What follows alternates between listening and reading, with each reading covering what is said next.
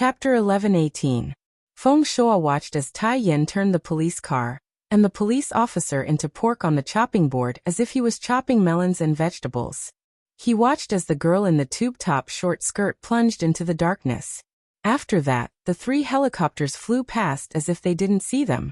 His heart was filled with shock. However, he still remembered what he was here for. He swallowed his saliva and asked, "Are we going to the Hua residence next?" According to the original plan, everyone planned to go there. However, the flight route was only to Gotham City. Originally, he was going to come out normally and then take a car to Hua Manor.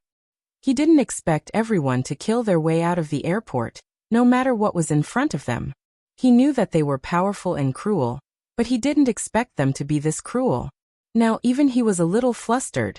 With such a huge ruckus here, it would be difficult to hide his whereabouts, let alone go to the Hua residence.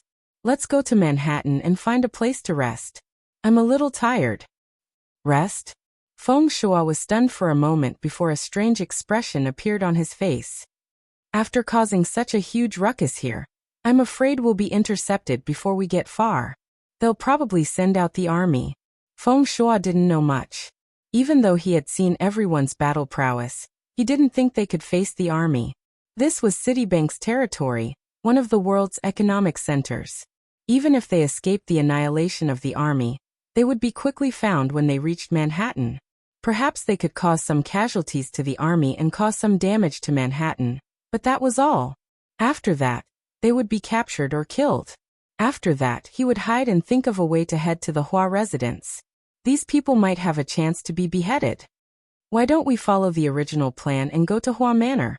Renbaqian thought for a while and patted Feng Shuo's shoulder. Manhattan, lead the way. It was actually quite safe in Manhattan. As the most prosperous district in Gotham City, the United States would not allow them to destroy the place, nor would they dare to drop a nuclear bomb there. They could only send out their army. However, the army in the city posed little threat to Cardinal Heaven experts. This was especially true for high-rise buildings and complicated terrains. Unless they wanted to turn the place into ruins, Tai Yin and the rest could attack as they pleased. In the movie, Manhattan was destroyed countless times, but in real life, it was definitely unbearable for America to fight a war there. After all, the president was just a spokesperson. It could be Ao Heizi or Baldichang.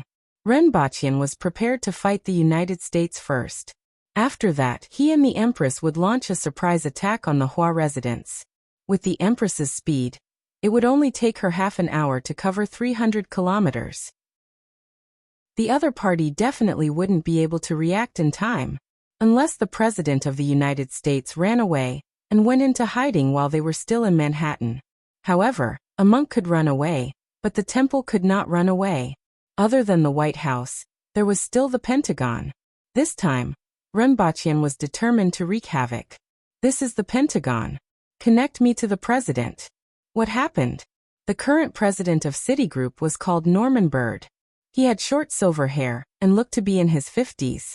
He was wearing a blue shirt with his sleeves rolled up to his elbows. It seemed like he had not rested yet. Mr. President, I have a piece of news for you. The magician and the woman are not dead, an old man in a suit said. Magician was his code name in the United States. Back in the military base, he was empty-handed, but he always had a spear or a metal chain with him when he fought. Mr. Minister of Defense, are you joking with me? Norman was shocked. How could humans survive such an explosion? Furthermore, satellites had already searched the area and found no signs of life. They had also repeatedly compared the satellite images. After the plane exploded, there was absolutely no intact human body that fell. It was impossible for them to be alive. I also hope that this is a joke, but unfortunately, it's the truth. We are in trouble. Mr. President. Norman's face turned extremely ugly. They were actually still alive after such an explosion, which happened 10,000 meters above the ground. Where are they? The Minister of Defense was livid. John F. Kennedy Airport.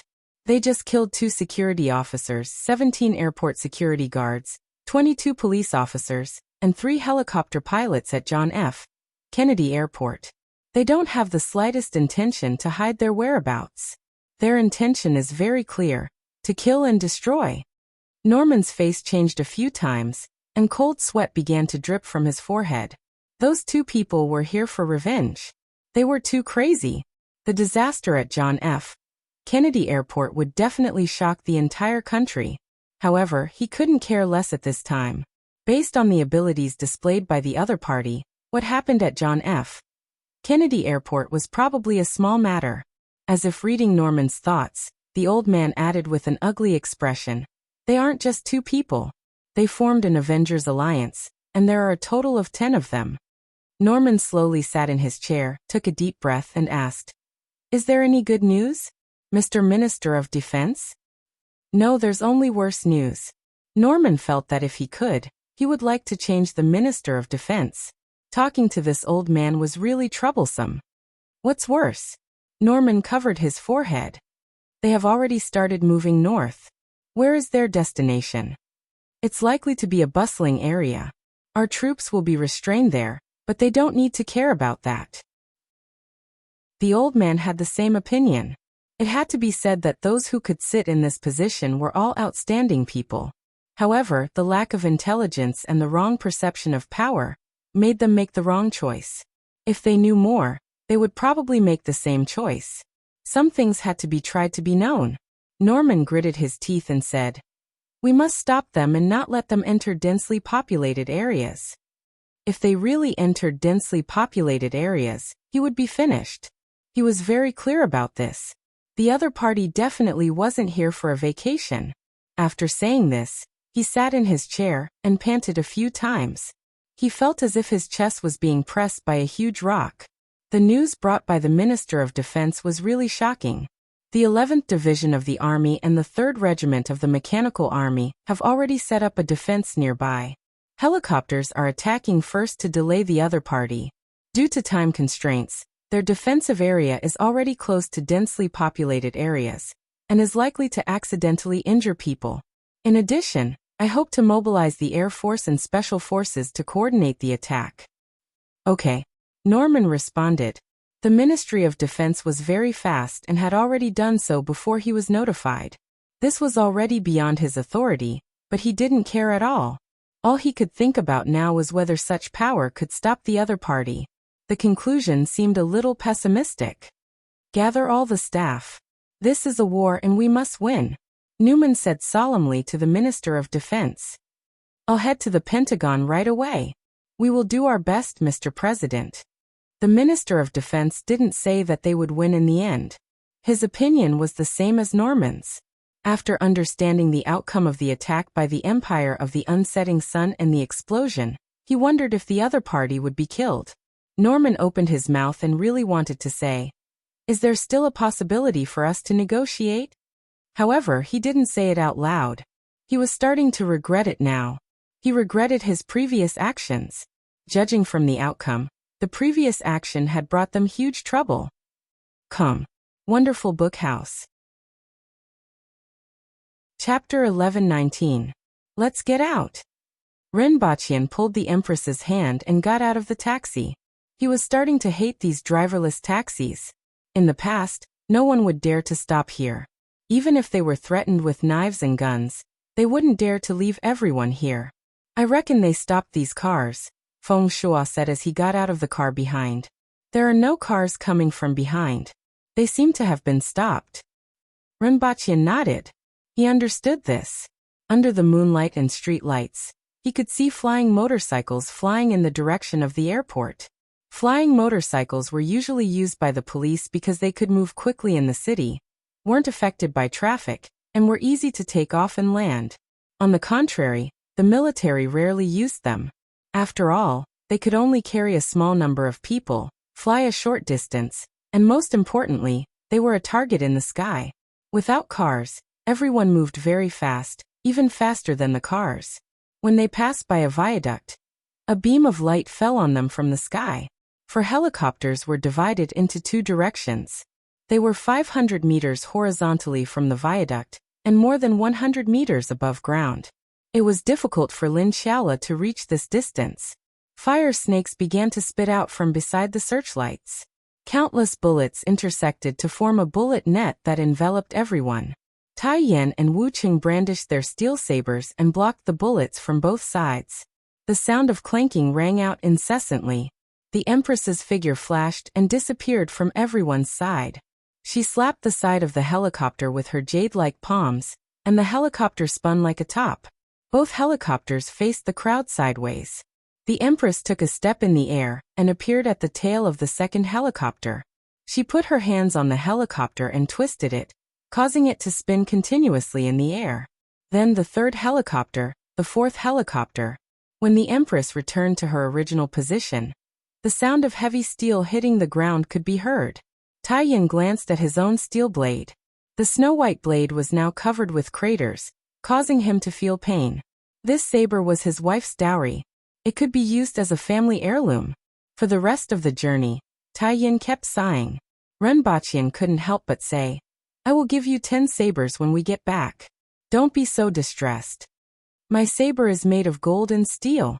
Tai Yan's eyes lit up. "In that case, you should look for Her Majesty." Renbaqian almost spat in his face. "In order to serve Your Majesty, I won't even frown even if I have to go bankrupt." Tai Yan immediately chuckled, fully displaying the simplicity and honesty of a mountain person. Renbaqian immediately chuckled. This bunch of old bastards looked like they had thick eyebrows and big eyes, but none of them were good people. They're moving too fast. Based on their current speed, they'll reach the area where the original defense line was set up in 5 minutes. Only the 3rd Mechanical Regiment can set up the defense in time. The 11th Army Division won't be able to reach the designated location in time. The Pentagon was brightly lit at this time.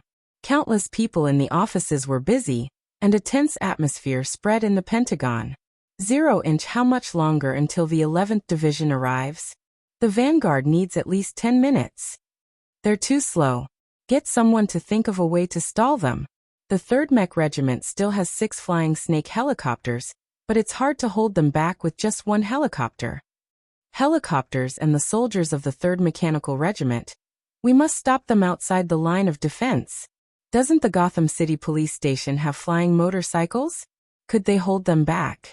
We only need 5 minutes to stall them until the vanguard of the 11th Division arrives to set up the defense line.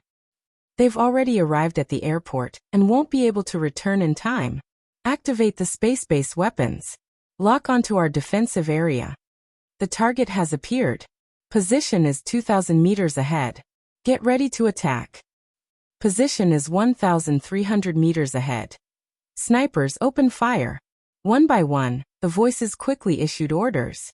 At this time, Renbaqian and the others could advance about 100 meters per second, which was equivalent to a speed of more than 300 kilometers per hour. The Empress suddenly stretched out her hand in front of Renbaqian, and a jet-black bullet fell into her hand. The snipers in the distance couldn't believe their eyes when they saw the scene through the scope. At the same time, Lian Liang carried Feng Shuo and moved slightly to the side. Tai Yan's sword flashed. Gunshots were heard in the distance after they finished their actions. Then, tongues of fire were spat out in the darkness. Hundreds of soldiers wrapped in kinetic skeletons formed a dense crossfire that engulfed everyone. These mechanical soldiers were stronger, carried more ammunition, and didn't need to worry about the recoil of the firearms. Their firepower was several times greater than that of ordinary soldiers. 2 mechanical soldiers could match the firepower of a squad of ordinary soldiers. Needless to say, due to the support system, the accuracy and reaction speed of the mechanical soldiers weren't comparable to ordinary soldiers. In the air, dozens of small missiles were fired from both sides of the helicopters. The Empress grabbed Renbaqian and moved as if she were taking a stroll in the air. However, her speed was so fast that the eyes couldn't keep up with her as she pounced toward the armed helicopters in the sky. She swatted one of the helicopters down with a single palm strike. Lin Chala was originally behind everyone. She squatted down slightly, and her entire body melted into the darkness like a fish in the water. She was completely untraceable. A moment later, a few screams came from the rear of the mechanical army. Lin Chala had a husky-like smile on her face. Her hands turned into claws and brushed past the bodies of the soldiers like a breeze. A rain of blood and minced meat were set off. Lin Chala flashed through the crowd and squinted her eyes. She enjoyed the feeling of hunting in the dark. This was an instinct that came from her blood. Ha ha ha ha, I'll let you guys see how sharp my blade is. Qin Chuan laughed wildly and leaped into the air. The long blade in his hand, which weighed 175 kilograms, drew an arc in the air. The air was torn apart as if it was a piece of cloth, and the blade landed heavily on the mechanical army. The ground seemed to shake. A blade mark appeared on the ground more than 10 meters in front of Qin Chuan. Regardless of whether it was the limbs or the firearms, they were all pushed to the sides. Then, the blade swept across and slashed at the waist. The defensive line formed by hundreds of soldiers equipped with the most advanced mechanical skeletons was instantly broken without any resistance. It's over. In the Pentagon, a staff officer who was looking at the screen turned pale, and the documents in his hands fell to the ground silently. At this moment, he could only see flashes of snow-white light in the crowd, followed by broken limbs and splatters of blood. A sea of blood was set off in the crowd. The originally noisy command room instantly fell into an indescribable silence after Lin Xiaola and Qin Chuan broke through the defensive line. One by one, they looked at the images floating in the air with a pale face. It was hard to believe that the strongest army in the world, the mechanical army that they were most proud of, could not resist against 10 enemies. Looking at the other figures killing their way into the defensive line on both sides, a staff officer shouted with a pale face, "Retreat, let them retreat." In fact, there was no need for him to shout. Everyone knew that they had to retreat and form a new defensive line. Fighting with these enemies at such a close distance was suicide, not a battle. However, everything happened too fast. It was so fast that no one could react. In a breath's time, a few killing gods broke through the defensive line. In another breath's time, there were only mutilated corpses left in the middle of the defensive line, and some soldiers who were still alive and struggling on the ground. In the third breath's time, the blade light had already killed its way into the defensive line on both sides. They didn't even have the chance to escape. And the sixth armed helicopter in the air also crashed down at a speed faster than when it rose into the air. The defense minister closed his eyes. As expected, they lost. What was more chilling was the speed of their defeat. It was useless even if the 11th Army Corps arrived. Such firepower couldn't cause any trouble to the enemies. Didn't anyone get hurt from such a powerful firepower net? Someone couldn't help but mumble. Who are they? What are they? Come. Wonderful Book House. Chapter 1120. I would like to personally thank some of the friends who have tipped today. Among them, there are 5 branch masters. Playboy Kagaya Azuma, Diver Lu, Tachibana already decided, and Zixien Yuchen. The other 10 people in the top 15. Kaka Happy Wings Num, it's hard to think of a name, no coincidence, Little Kagawa Chuckle, World of Ladders, that's all, Eternity 38 Small. Slave Zuckalin. There are still many readers behind me, but I can only see the top 15 on the webpage. I really can't take it anymore today, so I won't be scrolling through my phone. I would like to say thank you to all the friends who have supported me. I'm going to sleep. The pretty boy at the Empress's house would like to thank all the readers who have supported me. Currently typing, please wait for a moment. After the content has been updated, please refresh the page to receive the latest update. Chapter 1121. In just 2 to 3 minutes, hundreds of soldiers equipped with the most advanced exoskeletons were reduced to a pile of broken limbs. Blood flowed like rivers and seas, and flesh and blood were everywhere. The Empress threw a few armed helicopters to the ground and landed with Renbachian in her hand. These conventional weapons were like children to the Empress. An Empress had the bearing of an Empress. She didn't need to do anything in a small-scale battle like this. Qin Chuan and the others could easily destroy these weapons. However, the Empress had been suppressing her anger. She was actually injured by an ordinary person in this world. If she hadn't reacted quickly, Renbachian would have died without a doubt. Even though the Empress had been suppressing her anger, she was still in a rage. The Empress wanted to vent her anger, but killing the culprit wasn't the end of it. How could one person's death be enough? She wanted to destroy everything that the other party had. It was just like how some people liked to smash things when they quarreled. The Empress was the same, but she liked to smash other people's things. After landing from the sky, the Empress's expression didn't ease, but became even colder. Qin Chuan and the others waved their weapons to get rid of the flesh and blood stuck to them. Except for Lian Liang, the huge mace in his hand was stained with pieces of flesh that needed to be carefully cleaned. However, he didn't care. In his opinion, the mace covered in flesh and blood was more intimidating and could better serve as a foil for his bravery. Where should we go next? The Empress looked at Feng Shuo and said, "Show us the way." Feng Shuo, who was stunned by everyone's destructive power, immediately quivered when he was glanced at by this cold and murderous gaze. He subconsciously asked, "Where are we going?" "Manhattan," he replied. Oh, I got it. Let's go forward first." Feng Shuo looked distracted. A United States mecha regiment was destroyed just like that? Just as the Empress was about to move forward, she suddenly looked up at the sky.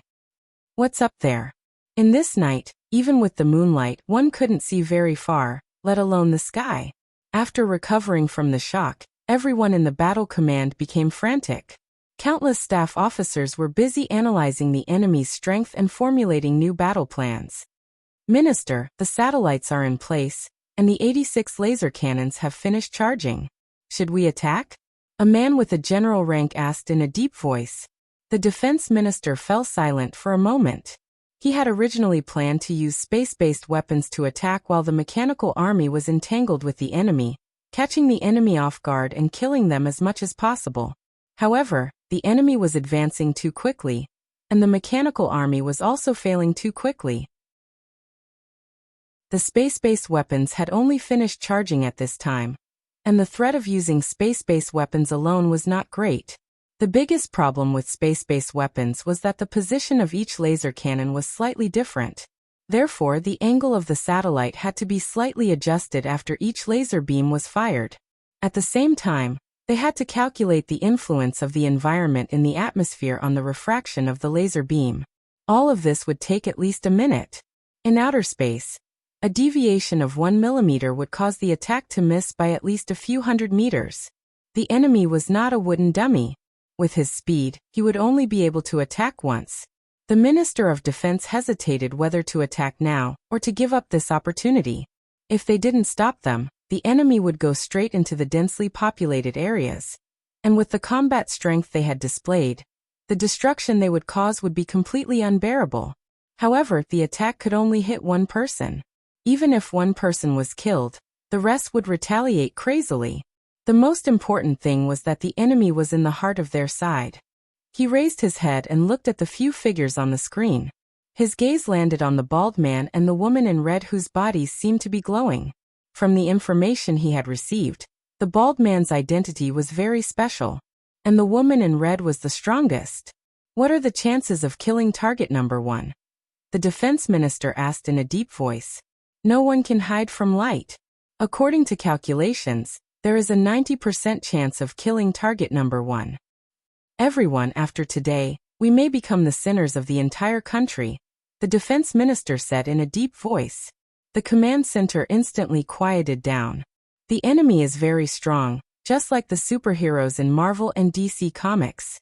The pressure they bring us is unprecedented. However, this is not a reason to let them do whatever they want on our territory, even if it will incur crazy retaliation, even if it will cause us to be condemned in the future. No matter what the reason is, surrounding the territory of the United States is the duty of us soldiers. Attack target number 1. "Why, yes, sir," everyone replied in unison. The defense minister sat in his seat with a serious expression. In reality, he was not as fearless as he appeared to be. To put it bluntly, he was more of a politician than a soldier. If he had a choice, he would definitely persuade the president to give up on that plan. However, he did not have a choice. He had a feeling that no matter what happened in the end, he was going to be in big trouble. Angle in position. SWK-01. Launch. As a beam of light shot into the sky from a certain corner of the United States, everyone saw the woman in red suddenly raise her head and look up. What is she looking at? Everyone instantly felt as if the other party had discovered them and was looking at them through a satellite. She noticed This thought only appeared in everyone's mind when a beam of light shot down from the sky and hit the woman in red.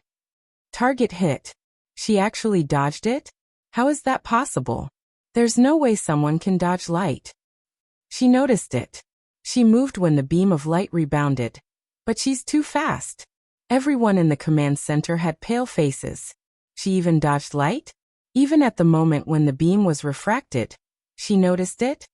She didn't completely dodge it. Her arm is injured. An injured beast was even scarier. So was the Empress. A few seconds ago, the Empress suddenly felt a huge threat coming from the sky. Then, a beam of light fell on the spot where the Empress had just been standing. There weren't any lighting effects, and there wasn't much of a technological feel to it. It was as if someone had suddenly turned on a laser light and shone it in this direction. There was a 10-centimeter diameter mark on the ground that was almost completely melted. Rinpoche even smelled the smell of barbecued meat. Then there was a wanton and ostentatious killing intent. Even though it wasn't directed at everyone present, it landed squarely on them as if countless sharp blades were slashing across their bodies. The clothes of Qin Chuan and the others were already slightly damaged, and at this moment, tiny holes silently appeared on them. Feng Shuo was the most miserable. He couldn't help but groan as he felt as if countless knives were slashing his body.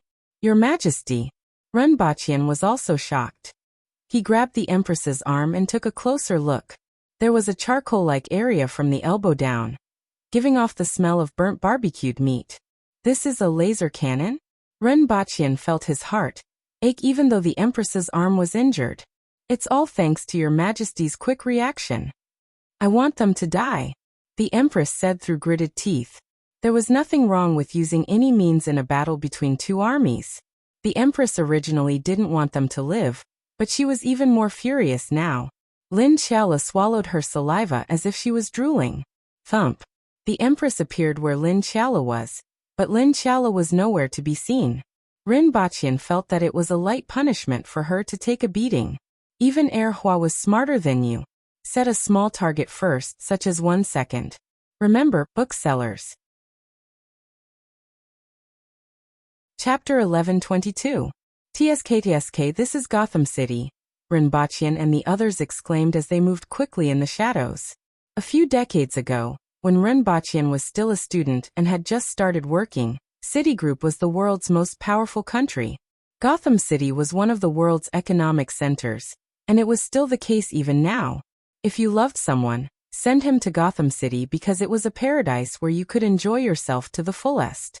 If you hated someone, send him to Gotham because it was hell and experience the misery of the slums. Rinpoche remembered someone saying something like this before, but he didn't know who said it. However, this statement showed the importance of this place in many people's hearts. Now that he had seen it with his own eyes, to be honest, the cleanliness of this city couldn't be compared to many small cities in China. From time to time, trash cans could be seen on the ground, as if they had just been rummaged through. Patches could be seen everywhere on the ground, as well as broken road teeth. All of this told him that this city wasn't what many people imagined it to be. There were indeed a lot of tall buildings, and the distance between them was extremely small. If one wanted to bask in the sun, they would have to wait until noon.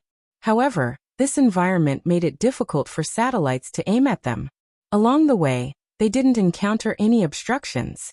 They probably knew that they couldn't stop them, so they had other ideas. They had settled down, but the Empress wasn't.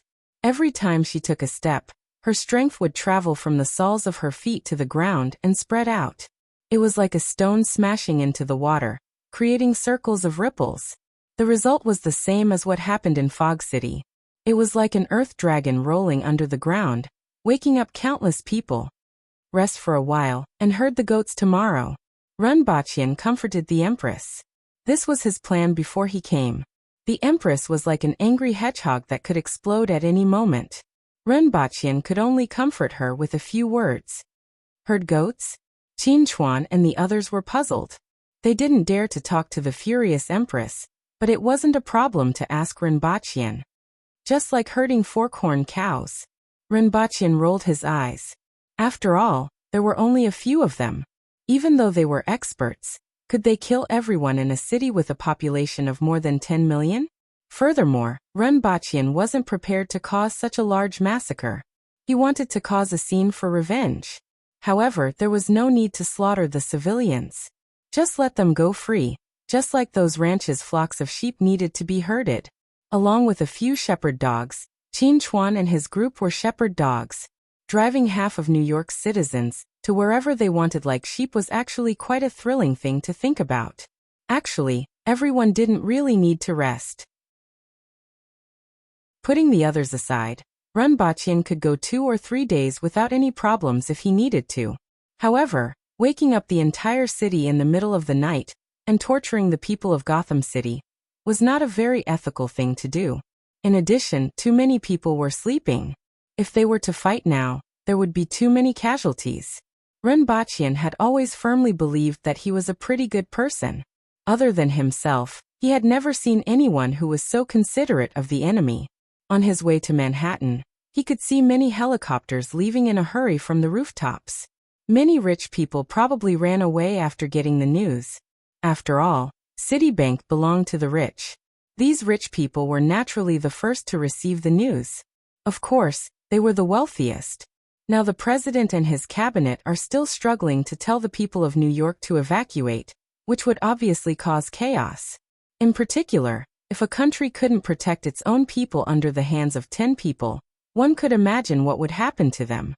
However, if they didn't inform the people to evacuate, there would obviously be more serious consequences. No matter what, this president and his cabinet wouldn't have a good ending. Let's find a place first, Ren Baqian instructed. After Ren Baqian instructed, Feng Shuo took the opportunity to lead everyone to a high-rise area in the Upper East District. This is the gathering place of the rich in Gotham City. Many of those rich people on Wall Street have mansions here. The Citibank government definitely wouldn't dare to cause any trouble here, Feng Shuo said to Ren Baqian. Ren Baqian smiled and didn't say much. Even a cornered dog would jump over a wall, let alone a country's government. Under normal circumstances, the Citibank naturally wouldn't dare to cause any trouble here. However, compared to the destruction of Gotham City, this place was nothing. They randomly found a building in the middle of the building, tore down the door, and knocked out the owner. Ren Baqian went to the bar and found a few bottles of wine. He poured a glass for the Empress and threw 2 bottles to Qin Chuan and the rest. Take a rest and wait for tomorrow morning. TSK, it's not that good. It's not as good as your wine. Qin Chuan took a sip and smacked his lips. The wine that Ren Baqian brewed during the gamble with the Zhang family was really memorable for a few days. Unfortunately, Ren Baqian didn't brew any more after that. Of course, even if he did, it wouldn't be his turn. With the Empress's alcohol tolerance, a few tons of wine a year was only enough for her to drink. The Zhang family brewed another batch of wine. I will process it later and share some with you.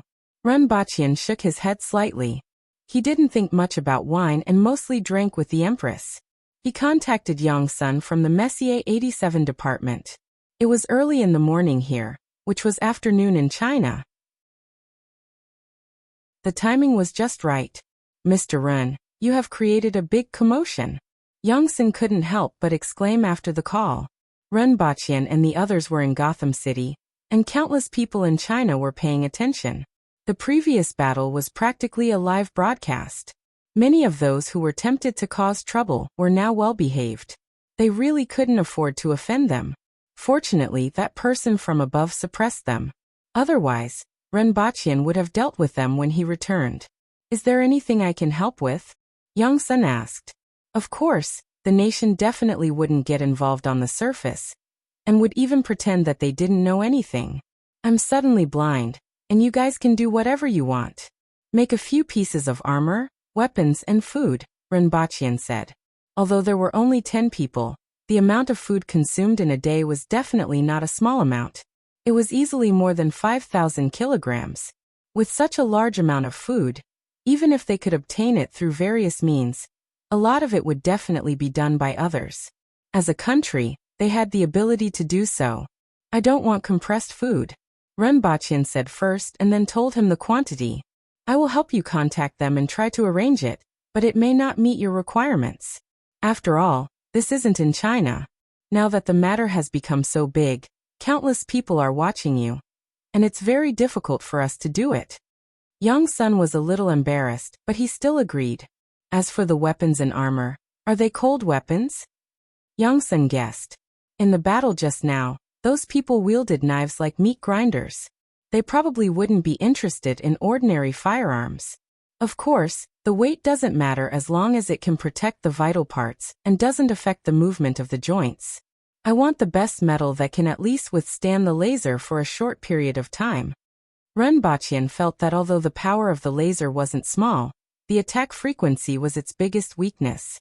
As long as there was armor that could withstand it for a short period of time, it wouldn't pose too much of a threat.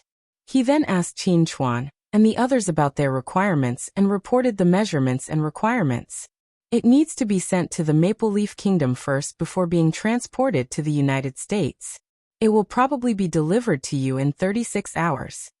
They didn't rest until dawn. First, a hypnotic gas appeared out of nowhere, causing Qin Chuan and the others to yawn several times. Then, a missile streaked across the darkness of dawn and burst into flames in the night. The Americans are crazy. Feng Shuo, who was dragged to the ground and woken up by a bottle of water, broke out in a cold sweat. This was the Upper East Side of Manhattan, the gathering place of the rich in Gotham City. The Americans even blew themselves up. They would be crazy if they didn't do anything. Renbaqian smiled. He was already prepared for this. He then stretched his back and said, I originally wanted to give them some time, but since they are so impatient, let's start herding the sheep. End of the cell phone. Miam no advertising allowed 81 Zongwingxia Showang. Chapter 1123. Feng Shuo thought the Americans were crazy. The U.S. Secretary of Defense also felt like he was going crazy. They were afraid to take action, but they had no choice but to do so. This was the true portrayal of their current situation.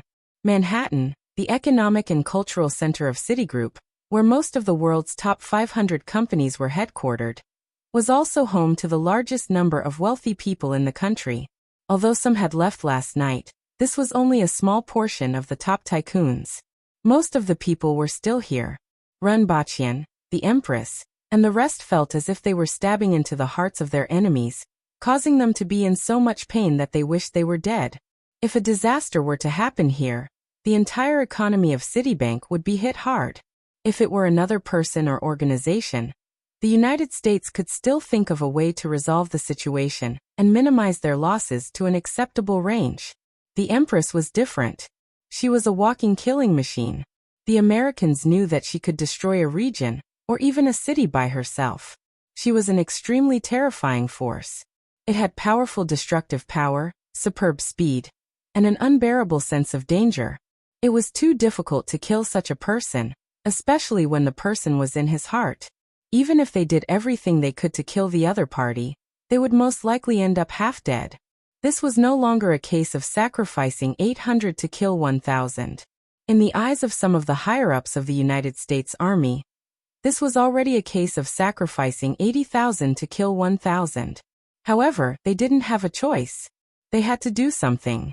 No matter what they did, it couldn't be worse than what they were doing now. The hypnotic gas and missiles had all been used, but there was almost no effect. The other party actually didn't suffer any damage at all. This made the hearts of those who were waiting for the result go cold. In that case, all sorts of tricks were prepared to be used next. Before that, a few men in black suits appeared in his line of sight. Gentlemen, perhaps we can talk. Renbaqian grinned. Such a familiar smell, such familiar words. And even the clothes were so familiar. They just bombed us with missiles, and now they're here to negotiate? Were you born in the year of the dog?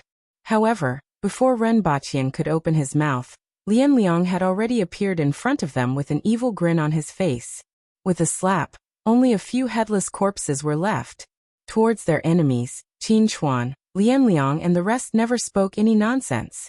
Don't you have the slightest bit of respect for life? An image suddenly appeared in the air. It was one of their targets. Life. Reverence. Isn't it ridiculous? Why didn't you say anything when you cooperated with the Rising Sun City to set a trap? Why weren't you in awe when you blew up the plane? Now you're thinking of reverence. Renbachian felt like laughing.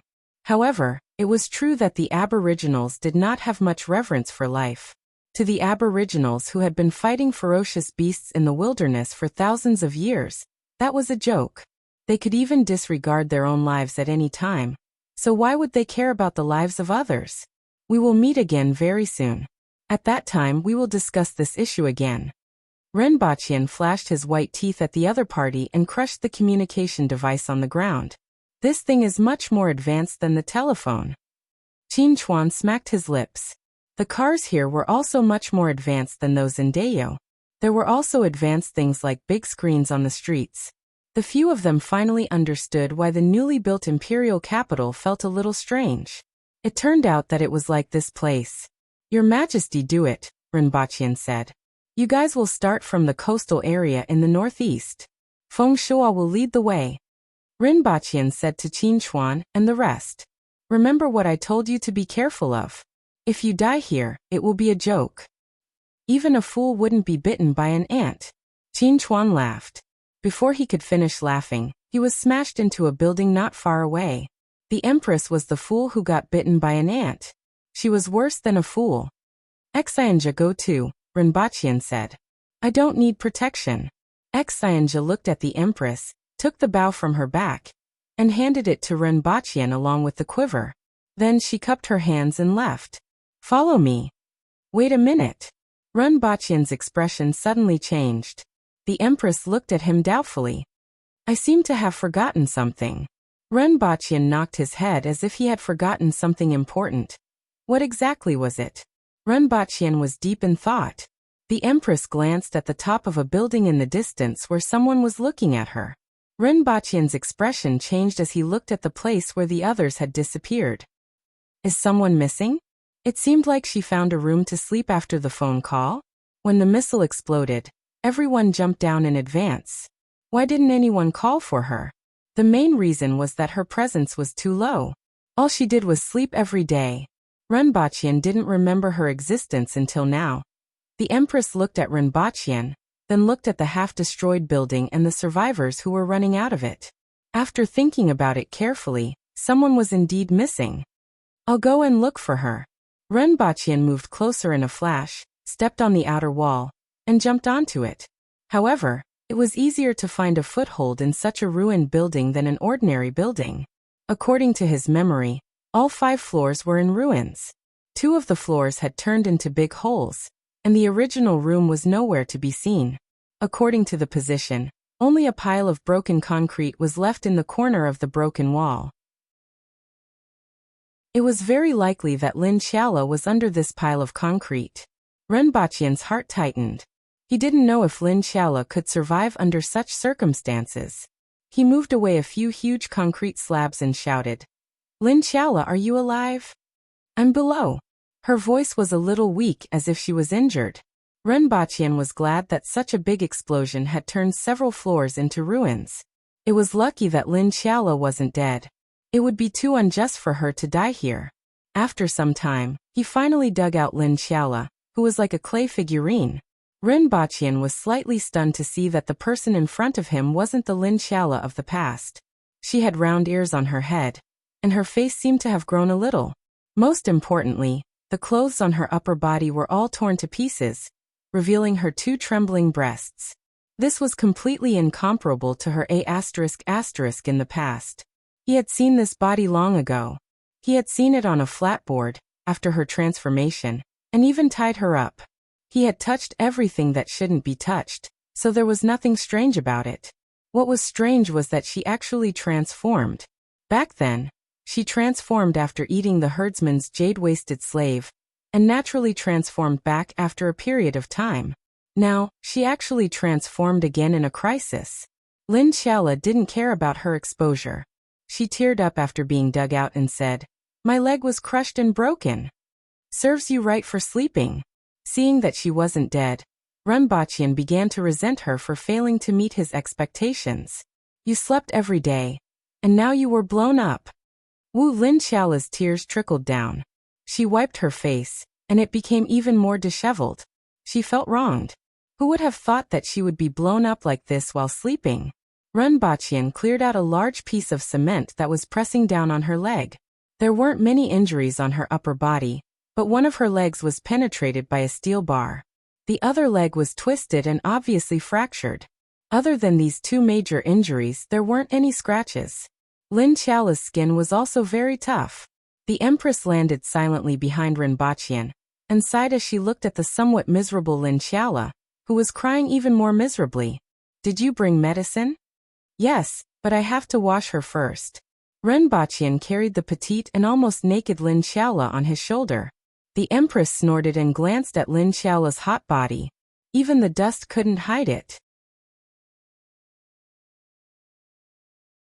Chapter 11:24. When he carried Lin Qiao to an empty room to take a bath, she transformed back to her original size. After the bath, she was back to that girl with no breasts and no buttocks. After treating her wounds, he found some clothes for her to wear. Denim shorts, a sports vest, and a t-shirt with a husky drawn on it. It was Lin Qiao's best friend. In fact, she fell into a deep sleep after the bath, and Renbaqian was the one who gave her the clothes. Transforming under such a huge threat consumed too much of her energy, and she needed to fall asleep to recover her strength. Not only did the team lose members, but she also became a burden. Renbaqian had no choice but to tie her behind him. When he went down, it was already a mess outside. Fleeing people and vehicles were everywhere, like a nest of ants scattering in all directions. In the surroundings, 3 buildings had already collapsed, and a few buildings were full of cracks as if they would collapse at any time. The Empress, dressed in red, stood there like a reef in the middle of the waves. The chaotic crowd automatically parted when they got close to her. Let's go. The Empress took a glance at Renbaqian, and casually threw the bow into his arms. Then she got up and walked in another direction. There were several melted holes around her body, and they were the same as the marks caused by the laser beam that fell from the sky last night. In addition, there were also many long bullets on the ground. Following the Empress's footsteps, a 20 to 30-story building began to collapse in the opposite direction, smashing into the chaotic crowd from the middle. The collapsed concrete blocks crashed into the crowd, creating waves of blood. Cries and screams could be heard all around. Renbaqian looked at the chaos around him and walked behind the Empress. It doesn't start from here. In the plan, he and the Empress would form one group, and the rest would form another. They would start from the 2 corners of Gotham City and destroy the crowd toward the Hua residence. It was just like herding sheep. These people could cause the greatest damage to the Hua residents. They were also their hostages. The Empress's footsteps landed heavily on the ground, causing the ground to tremble. She turned her head and looked at Renbaqian with bloodshot eyes. I want to destroy something. I want to bring destruction to my enemies. I want to make them tremble when they think of me. I want to make them feel fear when they see me. I want to make them not dare to look me in the face or call me by my name. There seemed to be a ball of flame in her voice. The Empress opened her arms as if she was embracing the world, and then shattering it. Renbaqian's heart skipped a beat as he looked at the Empress. Recently, the volcano that had been buried in her body had erupted. Was it because Lin Qiao was injured? In other words, the repeated attacks on the Empress caused her anger to accumulate and accumulate. It was only when he dug Lin Qiao out that her anger exploded. Furthermore, the traces left behind by the laser and sniper rifle around the Empress just now were undeniable. The American government had done a great job, causing the Empress's anger to completely erupt.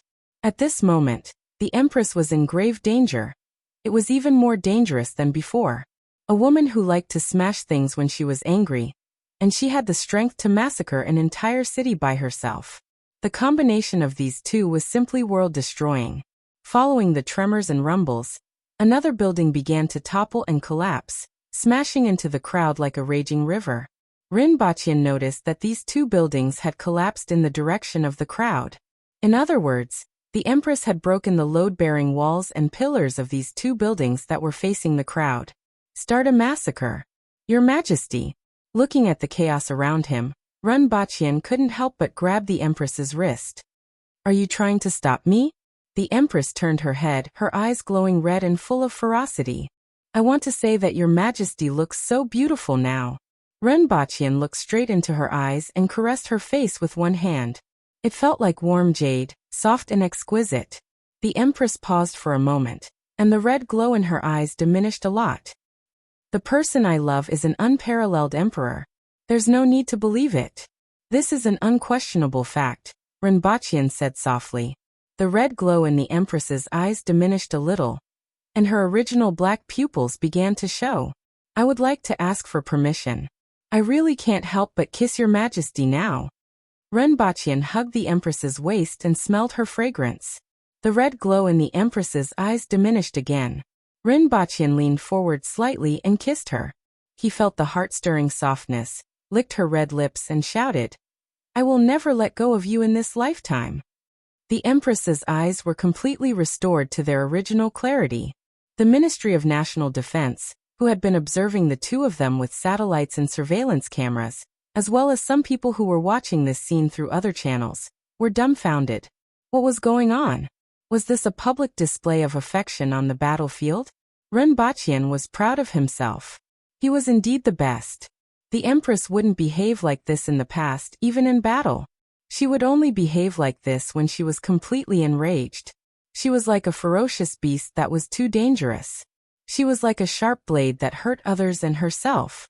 Then a bullet hit the Empress's head, deformed, bounced off, and a strand of her hair fell. In the blink of an eye, the Empress's eyes emitted a red glow. While bouncing off Ren Baqian, a longbow and a bone arrow appeared in her hands. The air was torn like silk, and a white line appeared after it was torn. The sniper on the distant building exploded into a mist of blood.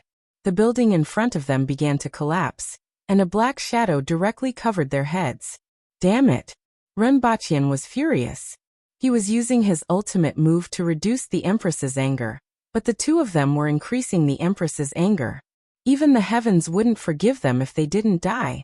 Although he was angry, escaping was more important. He reached out to grab the Empress, but the Empress grabbed him by the collar and knocked him into the crowd. She knocked a bloody path out of the crowd. There was absolutely no need for the Empress to do this. She would never do this under normal circumstances. The Empress's favorite activity was to step on people's heads. However, at this moment, the Empress only wanted to tear everything in front of her to shreds. She brutally knocked through the crowd and past the collapsed building in front of her. The ground that she ran past was completely shattered, and her power unscrupulously penetrated through her feet to the surroundings without any restraint. Groups of people were blown to pieces as if a bomb had gone off in their bodies. Ren Baqian was thrown to the ground 2 streets away by the Empress. It was as if his body had fallen apart. Just now, the Empress had knocked over at least 7 or 8 cars while carrying him. If he didn't have a meat shield, he reckoned that a few of his bones would have been broken.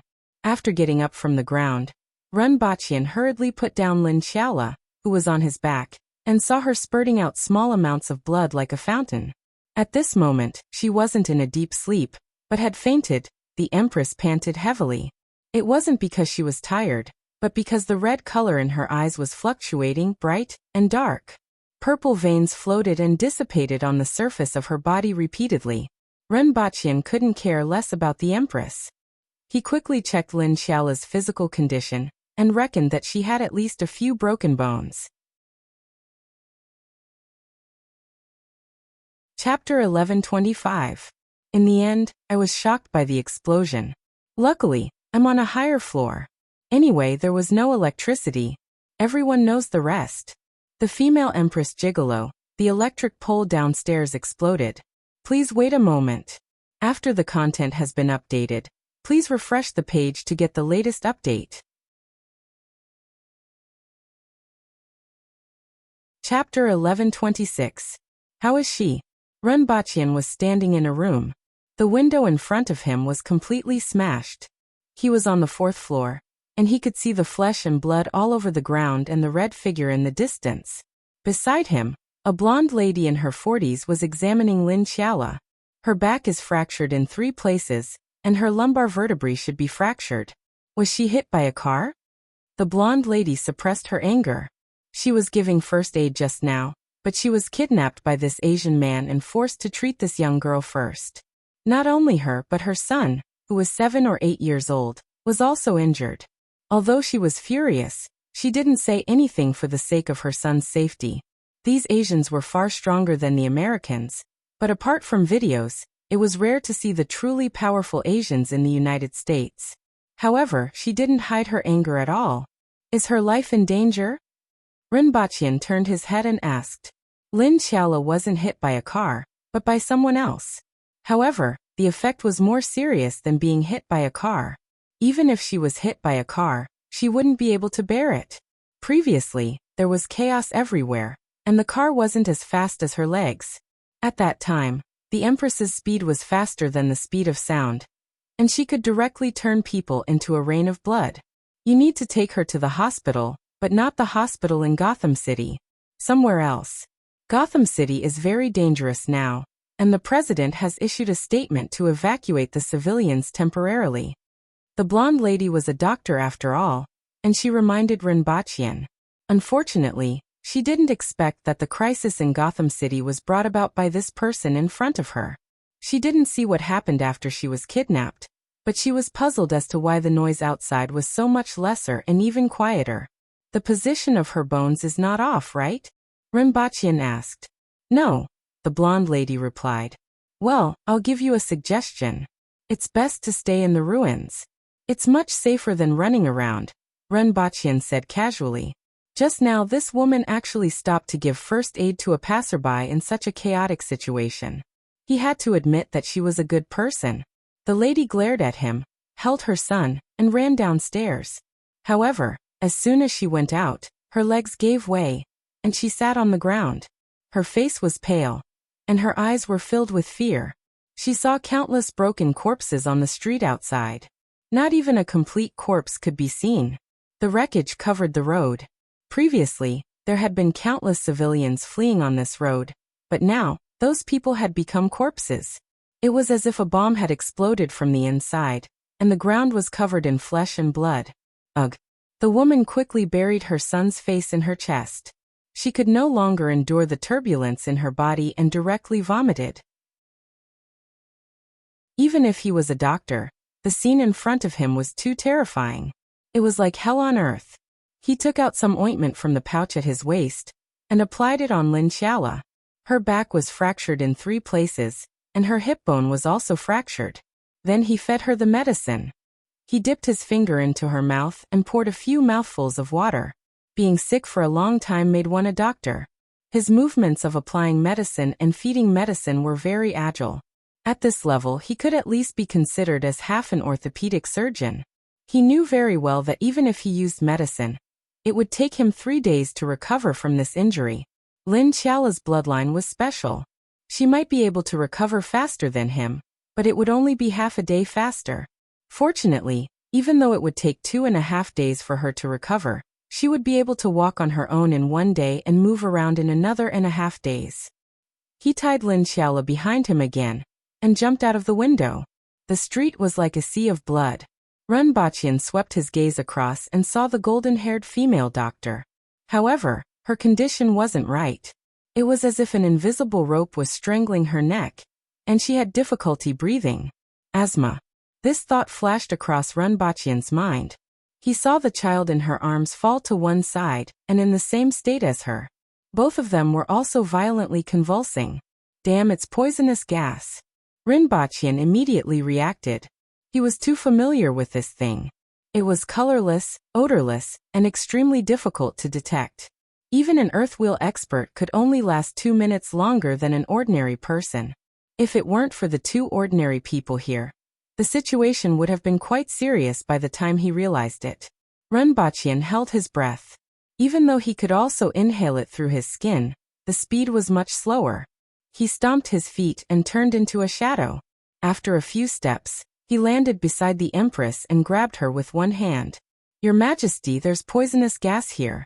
Let's go. The Empress had massacred an entire street. Her anger had dissipated a lot, and she was much more clear-headed now. She pulled Rinpoche into the air and landed on the top of a building in the distance. Below them was a surging crowd of refugees. With them around, any poisonous gas could be detected in time. Renbaqian tried to contact Feng Shuo, but no one answered after half a minute. Renbaqian knew that the other group was probably in a similar situation as him, and had also encountered poisonous gas. Feng Shuo probably couldn't escape the fate of death, but the others should be able to react after discovering that he was poisoned. Renbaqian had instructed them on the road, and when he was resting yesterday, besides some weapons that he knew, it also included poisonous gas. After all, this thing couldn't be avoided. Don't be in a hurry to kill people. Renbaqian saw that the Empress was about to make a move. He reached out to hold her hand and intertwined his fingers.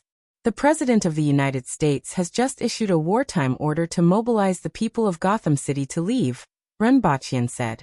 The streets are full of people now. When they gather together, we can drive them away from the rear. Renbaqian pressed on his communication device and played the video of the president's speech. Renbaqian took a few glances and laughed. They don't dare to not mobilize the people of the city. Both sides fought in Gotham City, causing countless deaths and injuries. Now that the people of the city are moving, we will follow them and turn the United States upside down like a wildfire spreading.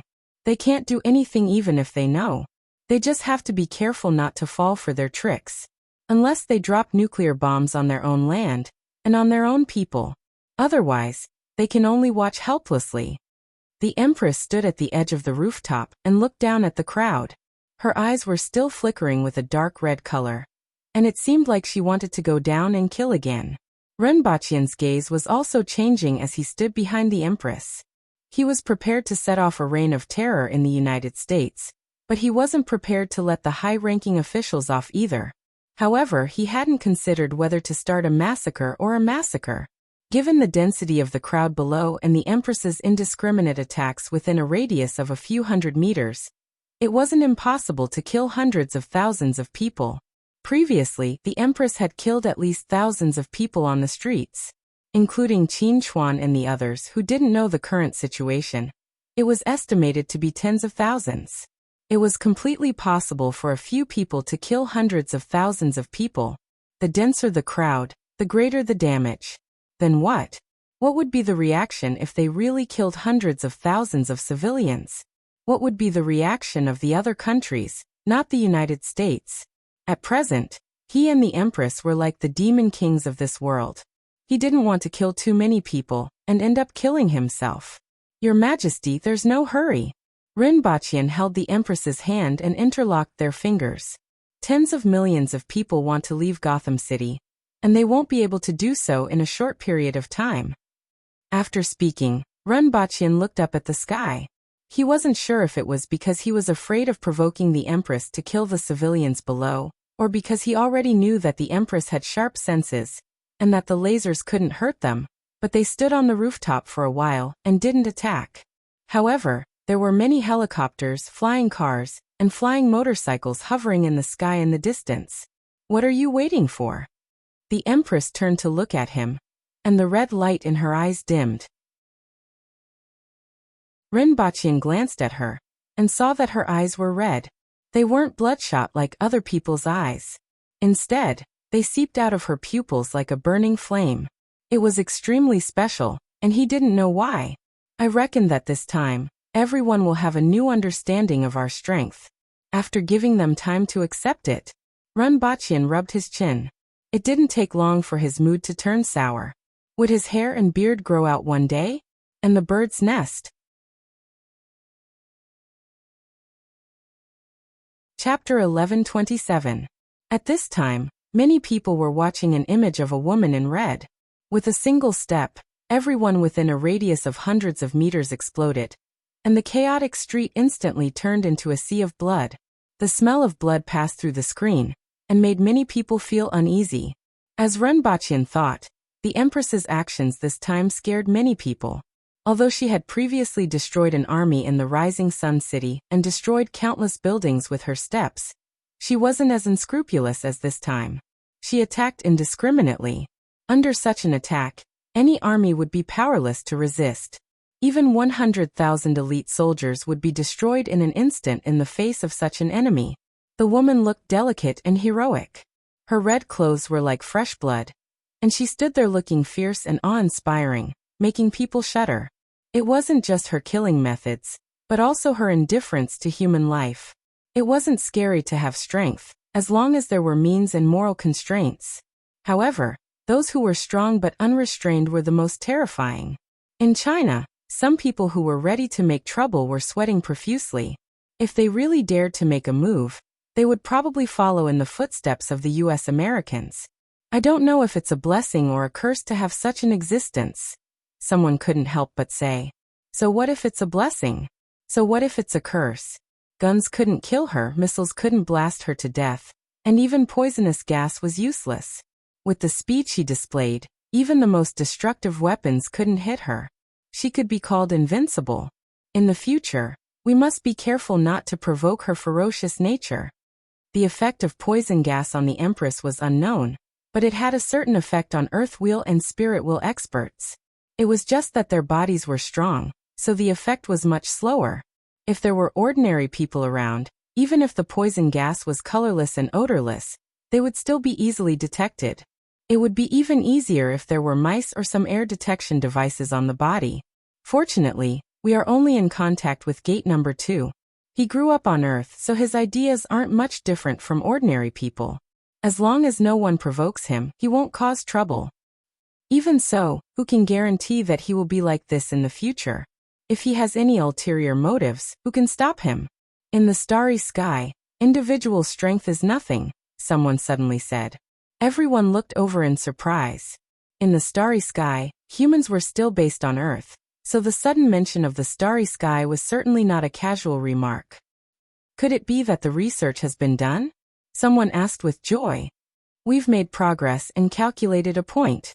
As soon as these words came out, everyone's spirits shook, and they couldn't conceal the joy on their faces. Don't panic and pass quickly. If anyone tries to cause trouble at this time, kill them immediately.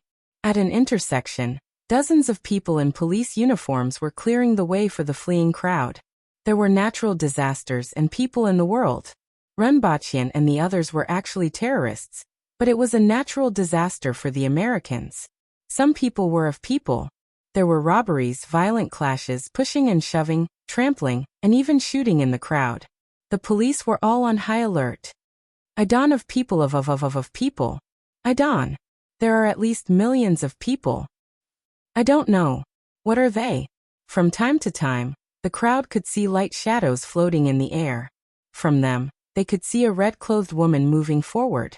On her path, everyone within 100 meters of her exploded into flesh and blood. The buildings on both sides were collapsing and collapsing. This scene was taken from a tall building. Not long after, the image began to shake, and concrete could be seen falling down.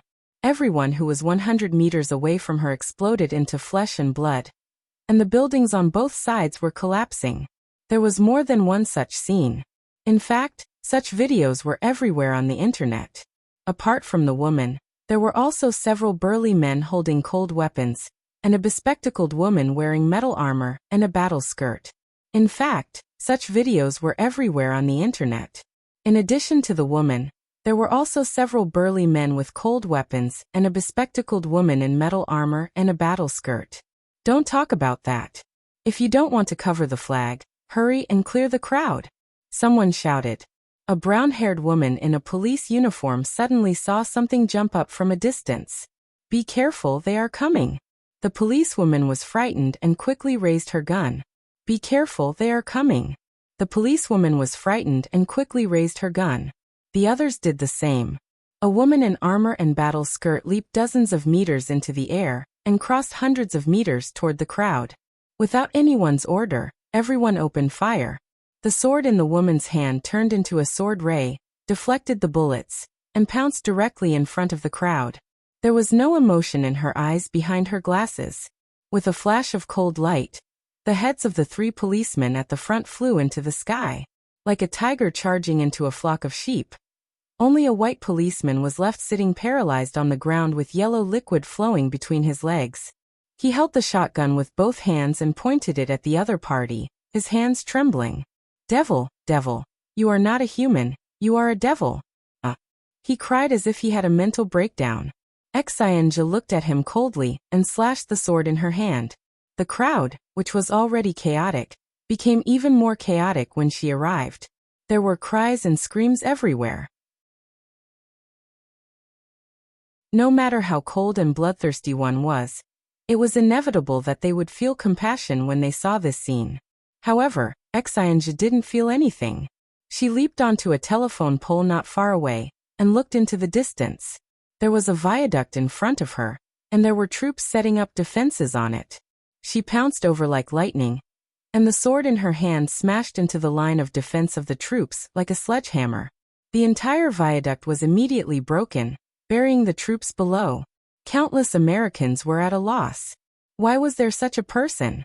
Since there was such a person, why didn't superheroes appear? I'm hungry, the Empress said as she landed beside Rinpochian. The ground below had collapsed a few meters. Originally, there was a subway line below, and many people were hiding in it. However, at this moment, a section of the subway line and the stations along the way had completely collapsed. The Empress had killed countless people, and the ground below had turned into a sea of blood. However, there wasn't much of the smell of blood on her body, and she still had that alluring fragrance. When she said, "I'm hungry," although her voice was cold, Rinpochian could hear a hint of a young girl's coquettish tone. "I'll get someone to prepare." Rinpochian first contacted someone. There were people from China in Gotham City, and they were hiding underground. They even used all their connections to prepare some meat that was enough to feed 1,000 people. It was probably only enough to fill the stomachs of the Empress, Qin Chuan, and the rest. With this amount of food, ordinary people couldn't afford to feed them. "Let's go and find Minister Qin and the rest. Once we find them, we can start eating," Rinpochian said. Although Gotham City was huge, it only took 2 breaths to travel a kilometer under the Empress's feet. It wouldn't take much time to find them. After seeing them, Rinpochian looked disgusted. He saw that Qin Chuan and the rest were covered in flesh and blood, and the thick smell of blood was nauseating. Only Xianja looked clean, but the smell of blood was extremely strong. The only thing that made him feel regretful was that Feng Shuo had indeed died from the poison gas. Now each of them had a cat or a pet dog tied tightly around their waists. They were as pitiful as they could be. They used these little things to detect the poison gas in advance. When they arrived, it was a basement. There was a big metal door on the outside, and the area inside was huge. There were 6 Chinese people inside. When they saw them come in, they trembled with fear in their eyes. They already knew about what was happening outside through the internet. Even if they received orders, they would still feel fear when they saw these people. This wasn't a matter of killing a few people. They had seen many of such people, and they wouldn't feel anything. However, the people in front of them had killed tens of thousands of people with cold weapons. They weren't like nuclear bombs that could be detonated with the press of a button. Even the most courageous people would feel fear when they saw them. "Someone wants to talk to you." A bearded man threw a communication device over and retreated. He didn't dare to go near them. Fupin Chinese. Chapter 1128.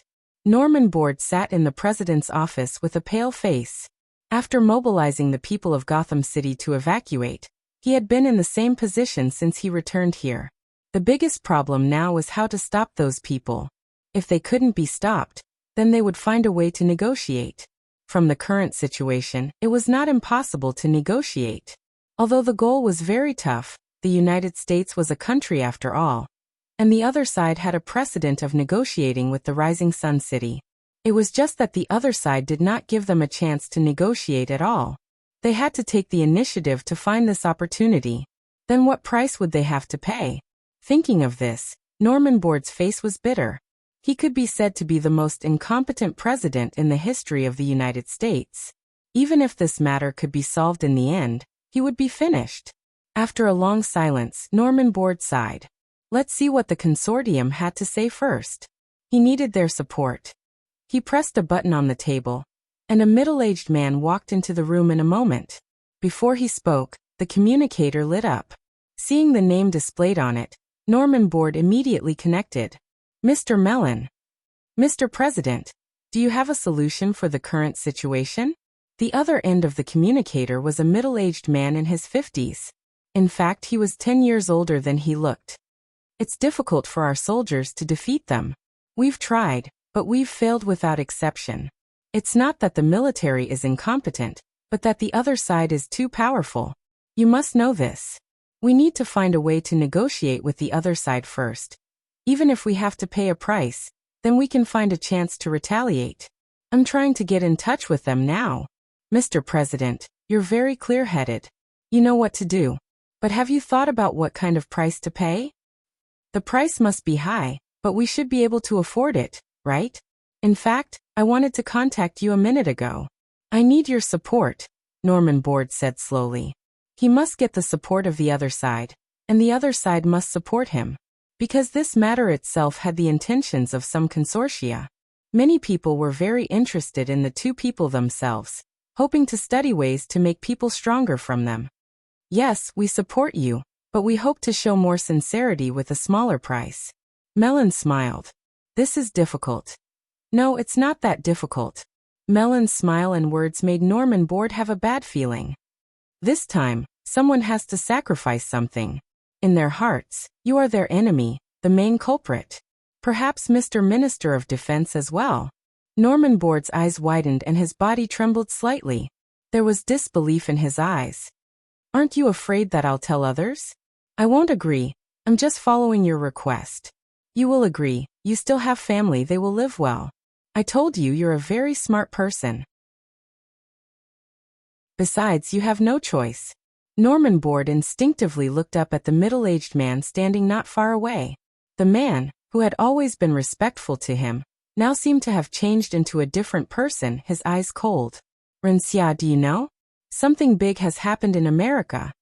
A young girl skipped to the side of a young man. The young man was very handsome, and the smile on his face was very gentle. I already know. Wuxia smiled. His smile was as gentle as usual, like the sunlight, dazzling one's eyes. The girl's face was a little shy, but her attention quickly shifted elsewhere. With your status, you must have known about it long ago. Was the video real? My worldview has been shattered. Was that really a human? The young girl had a shocked expression on her face. She was obviously frightened by what was shown in the video. In fact, very few people in the country knew about this matter. After all, the domestic internet was very tightly controlled, especially regarding this matter. Any related comments and videos that appeared on the domestic internet would be deleted within seconds. Most of the people who knew about this matter were those who went to foreign websites when they had nothing to do, or those who were more well-informed. It should be true. I heard that the people of Gotham City have already been evacuated. This information is correct, Wuxia said calmly. Of course he knew that it was true. He even recognized the most powerful one among them, and saw his uncle in it. He understood why his uncle was a henpecked husband. It was the same for anyone else. However, his aunt was really terrifying. Even though he already knew that she was a spirit wheel expert who surpassed low-level experts, he didn't expect her to be so terrifying. What was even more terrifying was that his aunt's expression didn't change much after killing so many people. She didn't hesitate at all and treated human lives as if they were worthless. He knew about the plane explosion and heard that the Americans were behind it, but he didn't expect his uncle and auntie to be so terrifying in the face of the second most powerful country in the world. They faced the entire country alone, and they were so fearless that the other party couldn't do anything to them. He doubted whether he could look them in the eye in the future. He also had other doubts. Who were the other people? Why hadn't he seen them before? Where did these peerless experts come from? How many of them were there? What exactly were the identities of his uncle and aunt? They made such a big deal out of this matter. How would things develop? Are they Chinese? Do you know who they are? Which department are they from? Can our martial arts reach their level? Ren Xiao occasionally responded to the young girl's words while thinking about his own thoughts. He took the communication device, played with it for a while, and threw it aside. Since they weren't contacting him directly, they couldn't be the important people in the country. The most likely culprit was the Americans. The country didn't want to get involved at the moment, so they contacted him through this method. Even if it was someone from the country, They were the middlemen of the Americans. Since the important people in the country didn't contact him, it meant that the situation was still acceptable to them, and his operation could continue. After all, he was mainly here for revenge and to deter others. However, this didn't mean that he was ready to cut himself off from the world. It wasn't a big deal to fight with the Americans, but he still had to be cautious about the opinions of some people in the country. After all, the Empress wasn't invincible, and he had a lot of needs on Earth. Like a banquet, the food was served in bowls and could be removed after 2 minutes. After eating a little, Renbachian began to browse the internet. At this time, the internet was in an uproar. The domestic internet was calm, but the foreign internet was like a typhoon passing through. Almost all of them were engulfed by what happened in the United States. There were all kinds of comments, including anger, doubt, sympathy, curiosity, and admiration. With such a powerful force, there were naturally people who yearned for it, but there were also people who labeled it as anti-human. The internet was in a foul mood. Fupin Chinese. Chapter 1129. In just half a day, the United States had already suffered huge losses. One had to know that the Empress had gone on a killing spree in Manhattan, where Wall Street and most of the world's top 500 companies were located. Almost everyone here was an elite from the Citibank and other industries. This was also the cornerstone of the country. It wasn't unacceptable to lose tens of thousands of people. However, the composition of the people made many people feel pain. Needless to say, the Empress's killing spree made many people afraid. The combat power she displayed could be said to be invincible. If she wanted someone's life, no one could stop her. In a situation where they couldn't defeat her, paying a certain price to make peace was the only option. However, Renbachian didn't even bother with their contact requests. As a last resort, some people had to urgently negotiate with the higher-ups of China. That afternoon, the casualties increased by tens of thousands. Now the number of casualties had already exceeded 100,000. The number of casualties caused in just one day was enough to make the United States unable to recover for 10 years. Needless to say, the huge shock brought about by this incident had a similarly huge impact on the United States. That night, Renbachian received a call from China. Mr. Ren. Young Sun looked at the young man on the other end of the communication device with mixed feelings. It was hard to imagine that a few people could actually force such a powerful country to such a state. Even though he had been dealing with Renbachian for many years, and had a fairly deep understanding of him and number one, it was still hard to imagine. The President of the United States is dead. I haven't even gone to find trouble with him, but he's already dead. Don't tell me he died from fear. Renbachian was stunned for a moment before laughing. Although not, it's almost the same. The president committed suicide, which can be said to be an apology with his death. Yang Sun sorted out his emotions. He knew that he couldn't escape. The power that you displayed is enough to prove that no matter where he is, he can't escape. Renbachian was silent for a while. Things definitely weren't that simple. So, Renbachian asked. Regarding the attack on you, the president and the defense minister issued the order. Although the defense minister is still alive, as long as you want, you can decide his life or death. This also includes those who have been through it. Deciding the life or death of a powerful country's defense minister was already unimaginable for ordinary people. It was even hard to accept that the head of the country and the head of the military could be abandoned at any time. But as Yang Sun said, if Renbachian and the Empress wanted to, they could kill anyone within a certain range. Is this an abandoned peace? I'm rather curious as to who talked to you. Renbachian had some guesses. Although he didn't pay much attention to Earth in recent years, he still knew a little about the United States. When he went to that world, the United States was already the most powerful country in the world. Its internal form was not a secret. I only know that DuPont and Mellon Consortium are involved. I don't know anything else. Yang Sun hesitated for a moment. What role did they play in this incident? Renbachian wondered. He wasn't sure what role these consortiums played in this incident, but he guessed that he might be playing some roles that weren't very good. City was the city of the consortium. Of course, it wasn't certain either. After all, no one knew that the Empress was so powerful before she revealed her incorruptibility.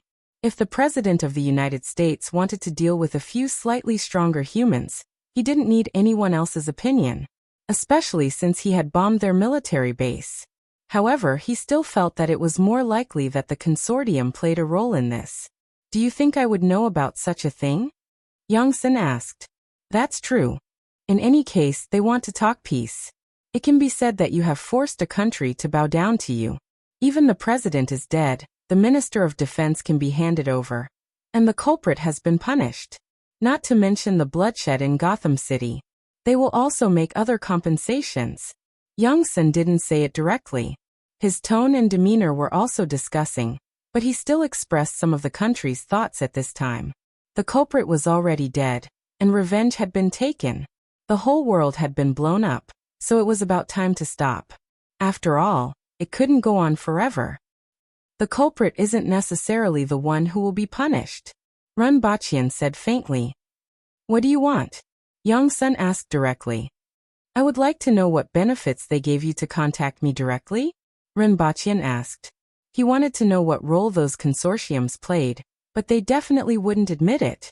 The insider was probably the unlucky president who was already dead. The Minister of Defense didn't need to know the specific situation. Otherwise, he wouldn't have been handed over to Ren Baqian alive. As for the rest, the country definitely received some benefits from the US. Furthermore, these benefits could shut the mouths of many people, which was why Yang Sen said such a thing. At this time, Ren Baqian was reminding some people. After all, he was the one who was bombed, and he was the one who did it. "You want me to stop after receiving benefits? How can there be such a good thing? It's up to me to decide when to stop." Yang Sen's gaze shifted as if he was looking at something. He then said, "That gentleman wants to talk to you." Ren Baqian nodded slightly. He switched the call to another number. The person talking to Ren Baqian was one of the top figures in China. After talking for a while, Ren Baqian's face revealed a shocked expression. After talking for a while, they ended the call, and Ren Baqian fell into deep thought. The Empress wasn't nearby. Instead, she was stirring up a sea of blood in the distance. Ren Baqian put Lin Xiaolo aside, and stood on the edge of the 5th floor of a broken building. His eyes flickered incessantly. The news that he had just received was too important and too shocking. The Chinese Academy of Sciences discovered a curve in the universe that distorted the concepts of time and space. There were nodes on it, and one could reach other nodes through one node. The most important thing was that they had already calculated the location of one of the nodes. In other words, from the discovery of the curve and the node, mankind would enter the interstellar era. This discovery was enough to shock everyone. After all, entering the interstellar era meant that Earth had entered a brand new, vast, and filled with countless possibilities. To make a discovery in a short period of time, and enter the interstellar era, wasn't something that a country could do alone. It required the whole world to abandon disputes and participate in this together in order to achieve this. Not only did the US suffer heavy losses under the hands of the Empress, but it also paid a huge price to establish contact with China. This allowed China to gain a lot and occupy an absolute leading position when the world entered the interstellar era in the future. Under such circumstances, the matter between Ren Baqian and the US was something new. Furthermore, Ren Baqian would also benefit greatly from this. Not only would he receive a large amount of compensation from the US, but his and Ren Wanyan's industries would also be able to participate in certain aspects of the interstellar exploration. This benefit was too great. It was so great that Ren Baqian couldn't refuse it.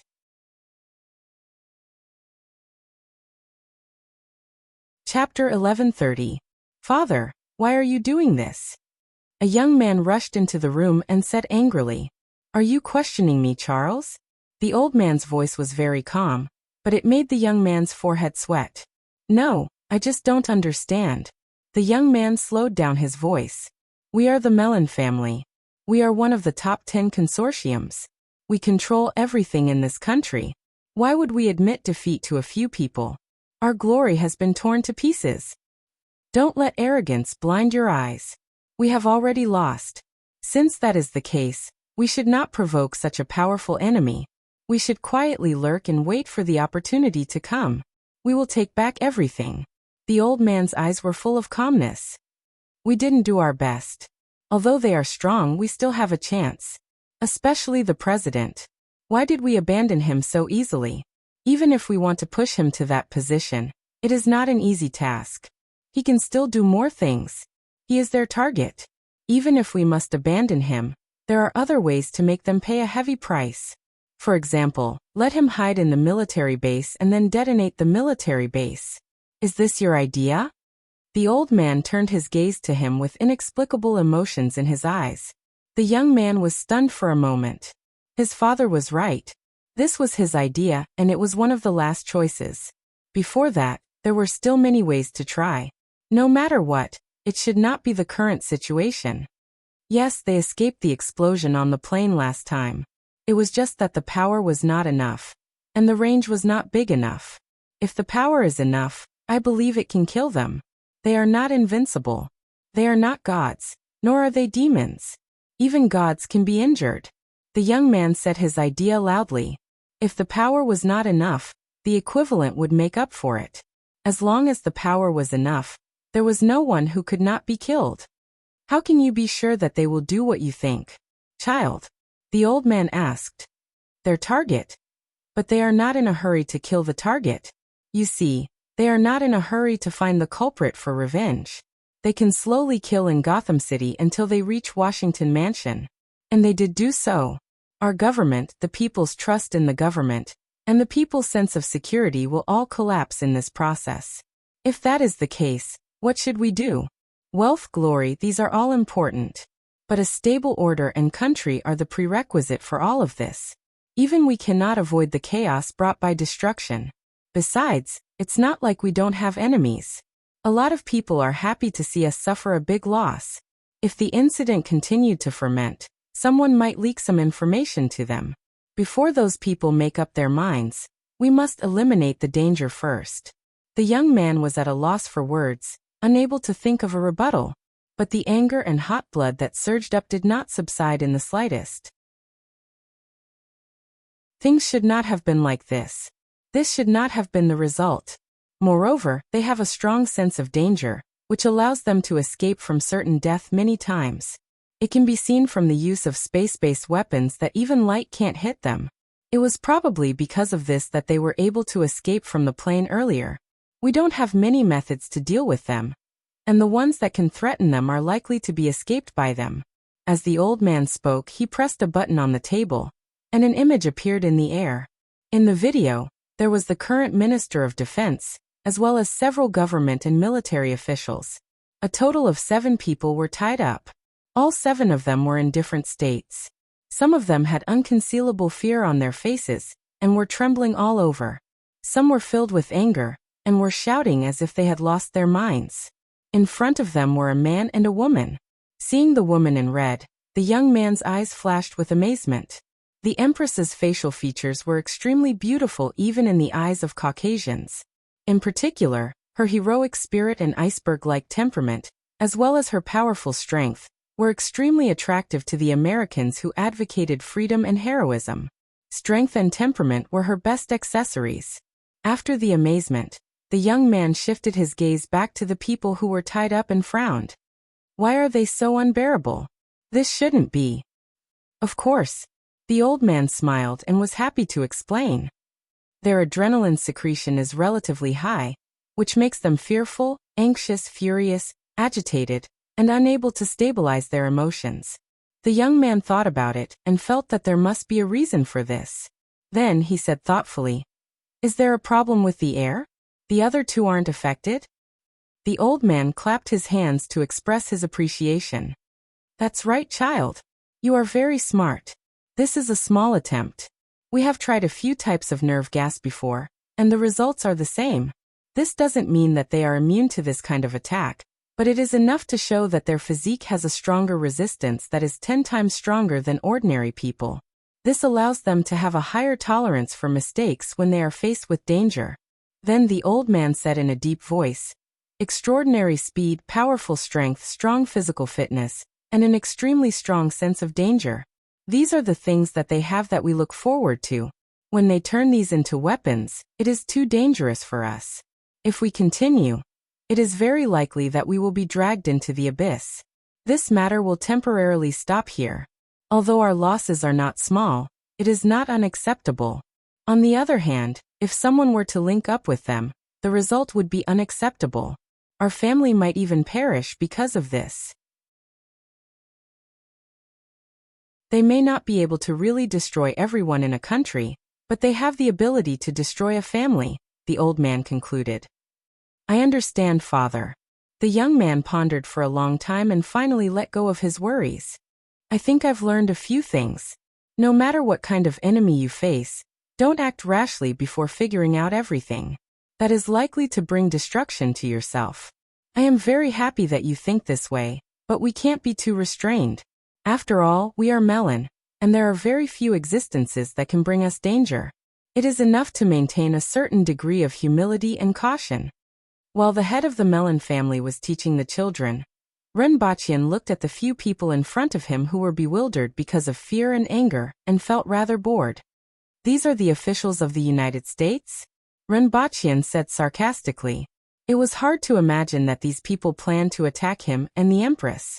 Of course, there was also the corpse of the president. In the face of life and death, these big shots were even worse than ordinary people. The Empress glanced at them and said, "They have been tampered with." Forget it, it doesn't matter. Renbachian put away his expression, and also felt that it was meaningless to say anything to these people in such a state. He slowly extended a spear from his palm. "Devil, devil, you are the devil," one of the officials said in horror, and tried to shrink back. Unfortunately, he was tied to a chair, so his actions were meaningless. Renbachian cut the throats of these people, turned his head to the side, and revealed a sinister smile. He pointed the spear in his hand, and the scene in front of the two people in the distance suddenly turned black. The Empress pondered for a while and asked, "Are there only these few people behind the scenes? There may be others. However, even if there are others, they are very well hidden. We don't have any information, so we can only stop here for the time being. We still have a lot of time, and there will be many opportunities in the future. As long as we know who else is hostile to us." Renbachian turned his head to look at the Empress and felt that she was exceptionally beautiful these 2 days. He couldn't help but give her a hug. Immediately after, he felt a pain on his shoulder and saw the Empress pull out her finger. "Your Majesty, what are you doing?" Renbachian looked baffled. This kind of pain was nothing, but the Empress's behavior puzzled him. The Empress gently put her blood-stained finger into her mouth, as if she was tasting something delicious. "When I was killing these 2 days, a question suddenly appeared in my mind. What is it? What does your blood taste like?" "It's very sweet." Renbachian was shocked. "Did you become obsessed with killing people?"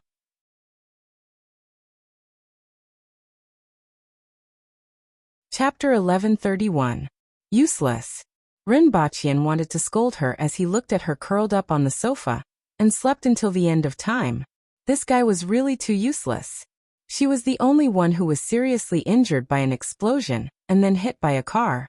In Renbachian's eyes, she had already become the kind of person who couldn't be helped. She wasn't weak, but she wasn't reliable either. Especially when she was constantly in a state of craving for sleep. It could be said to be her greatest weakness. Perhaps she would only get better when she became an adult.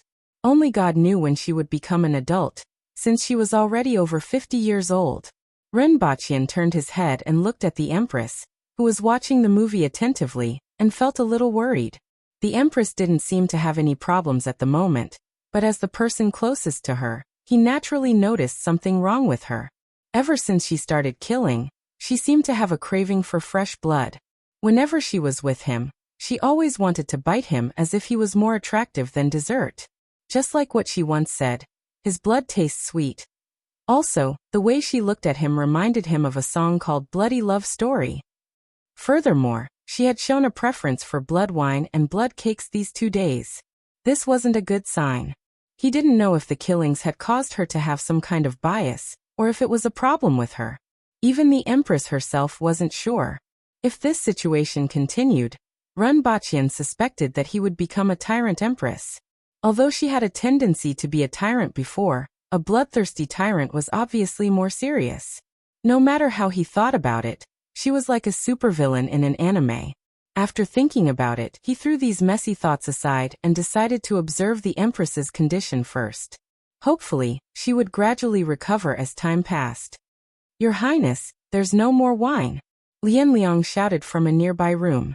Qin Chuan and the others were in that room and couldn't extricate themselves from the sea of wine. "Oh, I'll get someone to send it over," Run Baqian called out after he came back to his senses. "There's one more thing." Lian Liang hesitated. "Speak. Is there a girl?" Lian Liang laughed and explained. "It's boring with just a few of us. We need a few singers and someone to accompany us to drink." "Oh." Ren Baqian narrowed his eyes and glanced at them. All of them had thick eyebrows and big eyes, and none of them were good people. However, Qin Chuan and Tang Zhinya had fought dozens of times at the top of a brothel. Both of them were experienced, and going to a brothel was like going home. The girls there were pleasant to the ear, beautiful and docile. But to say such words in front of the Empress, they were really not afraid of getting beaten up. "Forget it, I'll get someone to bring you there." Run Baqian rubbed his forehead and decided to get someone to bring them to the club. There was a pretty good clubhouse in Wuxia City.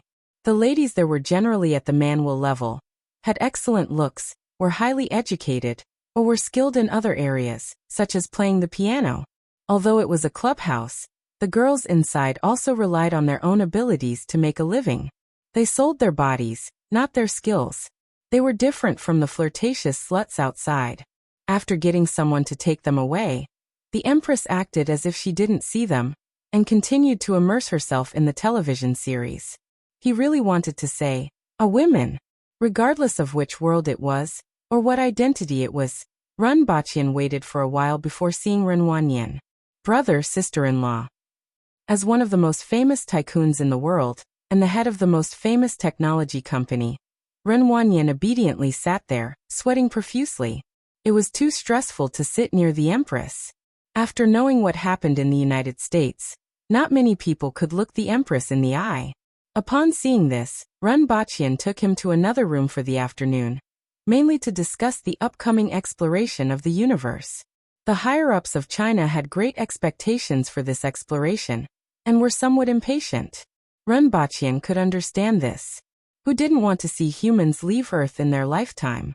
Moreover, some of the new elements, minerals, and even new plants might be discovered. Perhaps any of these could allow Earth's technology to break through the current limitations in a short period of time, and embark on a faster path. The Academy of Sciences calculated that the node was between Mars and Jupiter. Within 3 months, a United States spacecraft on Mars would be transferred to the node, and China would also send 2 intelligent robots and some equipment to the spacecraft. At the same time, with China taking the lead, most of the developed countries in the world would work together to build 3 brand new spacecraft that used the latest technologies from all countries to head to the node within a year. Ren Baqian's reward for coming back from the United States this time was to allow Ren Wanyan's company to participate in the exploration. The benefits of doing so were self-evident. Participating in the exploration would not only be able to receive information from the other side of the node, but also be able to obtain various technologies and experience during the construction of the spacecraft. It could be said to be a huge gain. In the future, if they really entered the interstellar era, the company could use this opportunity to expand their business to spaceship manufacturers. This was also what Ren Baqian needed. Therefore, what Ren Wanyan needed to do now was to recruit some aviation scientists and professionals. At the same time, Ren Baqian was also prepared to send some people to participate. Sword masters from another world.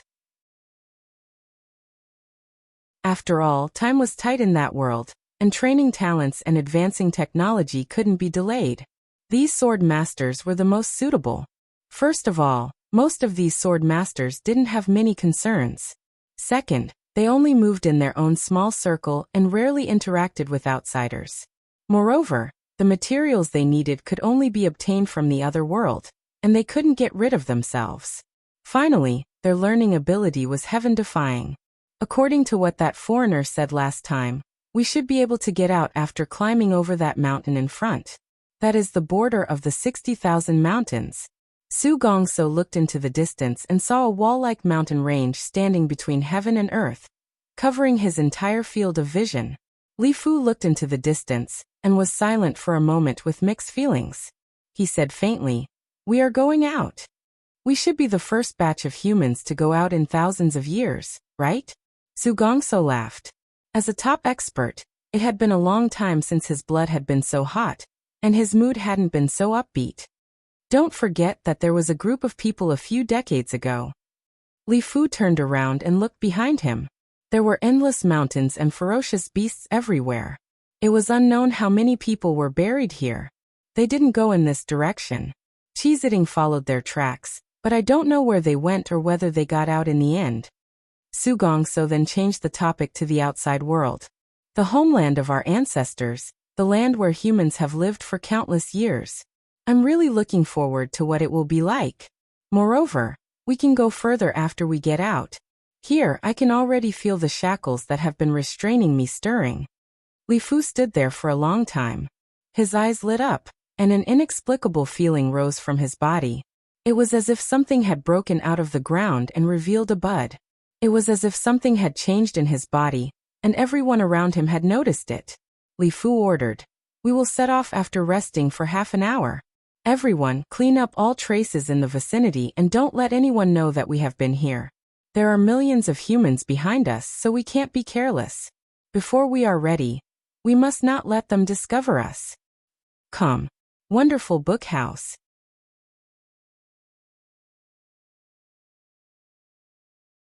Chapter 1132. The closer they got to the edge of the 60,000 mountains, the more astonishing the mountain range in front of them became. The entire mountain range was black and almost barren. It was thousands of feet high and almost perpendicular to the ground. It was difficult for apes and monkeys to climb, and even birds to cross. However, the top of the mountain was golden under the sun and looked strangely beautiful. Su Gongso's eyes were filled with fascination as he chanted loudly. 10,000 feet in the clouds, the sun and moon shine on the golden platform. Inu, who was 2 meters tall and had thick eyebrows and big eyes, said, "The yellow crane can't fly too fast, and the ape wants to climb." Great Xia emphasized literature, but there was little entertainment in this world. Most of the top experts had dabbled in music, chess, calligraphy, and poetry. If it was an aboriginal expert, he could only sigh and say, "Damn, it's so F***king high and so F***king steep." Li Fu had these words in his mind, but he was too embarrassed to say them out loud. He was a blacksmith and had been running around all his life. Other than smithing, beating people, and surviving in the wilderness, he knew almost nothing else. "This doesn't look like a cliff. It looks like a huge wall. The majesty of heaven and earth is really amazing." Inu, who was close to the cliff, couldn't help but say. The continuous mountain range that they could see from afar was now completely revealed to them. Other than a few cracks in the distance, the rest of the mountain range was a straight line of cliffs. There were layers of lines on the cliffs, as if they were formed by some kind of black substance that flowed down and solidified. Other than that, there was almost no place to stay. If it wasn't for the fact that the mountain range was so huge, they would have believed that it was a man-made wall that separated the 60,000 mountains from the other side. The 2 cracks that they could see were where the doors were. There are probably foreign tribes at the 2 cracks. "Let's not alarm them and go up to the top to see what's going on," Li Fu said. As for the lack of a place to stay, it was easy to deal with. Su Gongso touched the surface of the cliff. It seemed to be made of metal and stone, but he didn't know what material it was. In fact, they had seen many things in the 60,000 mountains that they had never seen before, so they weren't surprised. Su Gongso pecked the cliff with his fingers, making a metallic sound. He only felt a strong force rebounding his fingers. He quickly shook his hand and took a few steps back. His fingers were slightly red and swollen. Everyone was surprised to see this. Su Gongso was one of the top 10 experts in the world, able to break steel with a casual strike. Yet, not only did he fail to damage the cliff in front of him, he even suffered a small loss. This isn't an ordinary rock or ore. This sentence was nonsense, and everyone could see it now. Let me try. Gao Yi raised his right hand, and a long spear appeared in his hand. Su Gongso was one of the top 10 experts in the world. Yet he could not even injure him with a single strike. Although he had not used his full strength, the sturdiness of the cliff in front of him was evident. In this way, the experts who were weaker than him, and were mostly empty-handed, didn't need to make a move. Gao Yi was ranked around the 20th strongest expert in the world. The spear in his hand was extremely sharp, and it was a good opportunity for him to test it out. Following a few soft sounds, sparks burst forth. Gao Yi's expression changed slightly. Not only was this mountain wall incomparably hard, but there was also a rebounding force when the tip of the spear touched it, making him feel rather uncomfortable. He poured his divine will into the body of the spear, but in the end, it only left a few marks the size of rice grains on the cliff. I don't believe that every part of it is so hard. Gao Yi's expression changed, and his body moved continuously. Following his figure from low to high, from left to right, the sounds of collisions rang out incessantly. This time, everyone's expression changed greatly. The cliff, with a circumference of a few hundred meters, was actually made of such a material. It was incomparably hard and difficult to destroy with human strength. Is this cliff really a natural wonder? How could human strength create such a vast mountain range? Even the ancient human emperors couldn't have done it. How exactly was this cliff formed? Everyone felt that it was inconceivable. Li Fu stared at the cliff with rapt attention. A short rod appeared in his hand, and he fiercely tapped it forward. Like the sound of glass shattering, the cliff where the short rod landed cracked like a spider web. When the rod tapped it again, the cliff shattered into pieces, revealing a hole the size of a bowl. Everyone didn't know that Li Fu had already used the god's rod, which could see the weakness of an object, and only made such a small hole. They only felt that he was worthy of being the world's #1 expert. The cliff that everyone was helpless against was broken into such a large piece with just one tap of his rod. This is metal? Someone picked up the broken piece and asked in surprise. It doesn't look like metal. It feels strange, somewhat like metal, but also like rock. Someone held it under the sunlight and said in surprise, "This thing can actually transmit light." One had to know that metals weren't able to transmit light. Most of the things that could transmit light were gems, crystals, jades, and other minerals like those in Dayo. However, this material was completely different to the touch. It was very rough, but it could transmit light, which amazed everyone. Li Fu tapped the ground with his rod again, causing the soil within a circumference of several meters to explode. The rock exposed below was as solid as the cliff wall. Following Li Fu's action, everyone started to work. In a short while, a large pit that was tens of meters deep was formed on the ground. The exposed base of the cliff was the same as the top. Only then did everyone give up. The things here are different from what we know in the past. Let's check out the situation of the two gaps first. Li Fu pondered for a moment and said, originally, he wanted to climb to the top of the mountain and check out the two gaps. However, he needed to use the god's rod to form a foothold to climb to the top of the mountain. Even with his full strength, he could only use the rod 6 times. It was 3 kilometers high, and each gap was 20 meters. He needed at least 150 gaps. In addition, the higher he climbed, the more difficult it would be, and the greater the consumption. He estimated that it would take at least 1 to 2 months. Instead of doing this, it was better to check out the surrounding situation first. Go check out the 2 gaps and see if there's a place to climb to the top of the mountain. Be careful of the foreign races and don't get discovered, Li Fu ordered. In fact, when everyone came here, the situation of the cliff was almost the same as before. They couldn't see any place to climb to the top of the mountain, and they were just doing this while checking out the gaps. There were a total of 32 people present. After destroying the villages of the Thunder Barbarians and the 8-armed race, everyone was divided into 3 teams. One team was led by Qi Ziding and the other aboriginals to continue searching for the traces of the first emperor of Dayo and the ministers who had disappeared. The others were divided into 2 teams. One was to search for the scattered 8-armed race members, and the other was to find the exit. At the same time, if they encountered other foreign races and were discovered, they could use their superior strength to destroy the foreign race's village. One day later, everyone was within a radius of several kilometers of a gap. The roar of a monster could be heard in the distance. A moment later, everyone rushed over to investigate, and found that it was a wild boar-like beast with scales and horns on its head. It was 7 meters tall and more than 12 meters long, standing there like a small hill. Even from a distance, they could feel the ferocity of the beast, which was at least at the level of a god. On the back of the beast, there were 3 hairy foreign races that looked like humans. There are indeed foreign races. No one was surprised. There were only 2 gaps within a radius of 500 kilometers. It would be strange if there were no foreign races. Be careful and observe from afar. Don't go near the east. That side is windy, and the beasts usually have a stronger sense of smell. An expert who looked like a child said. An expert who looked like a child said. His name was Golden Child, also known as Wealth Child. He was known for being rich, very rich, even richer than the royal family of the Great Xia dynasty.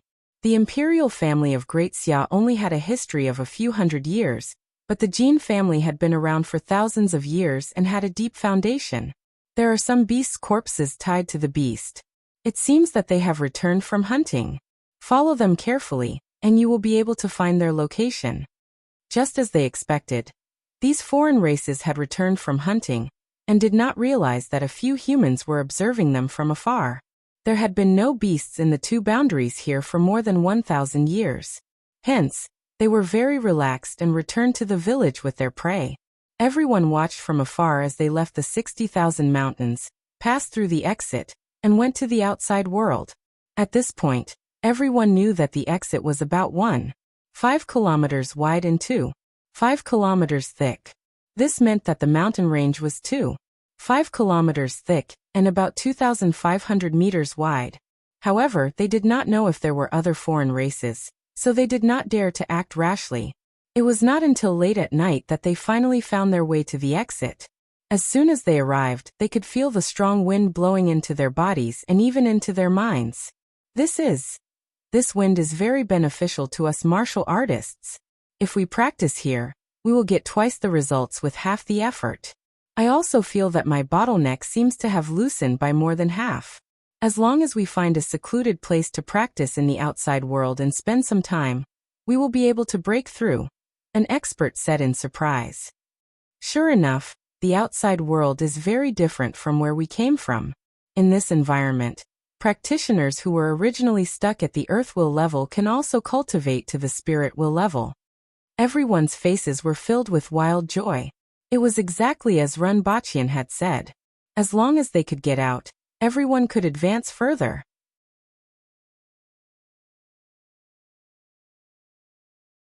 Chapter 1133.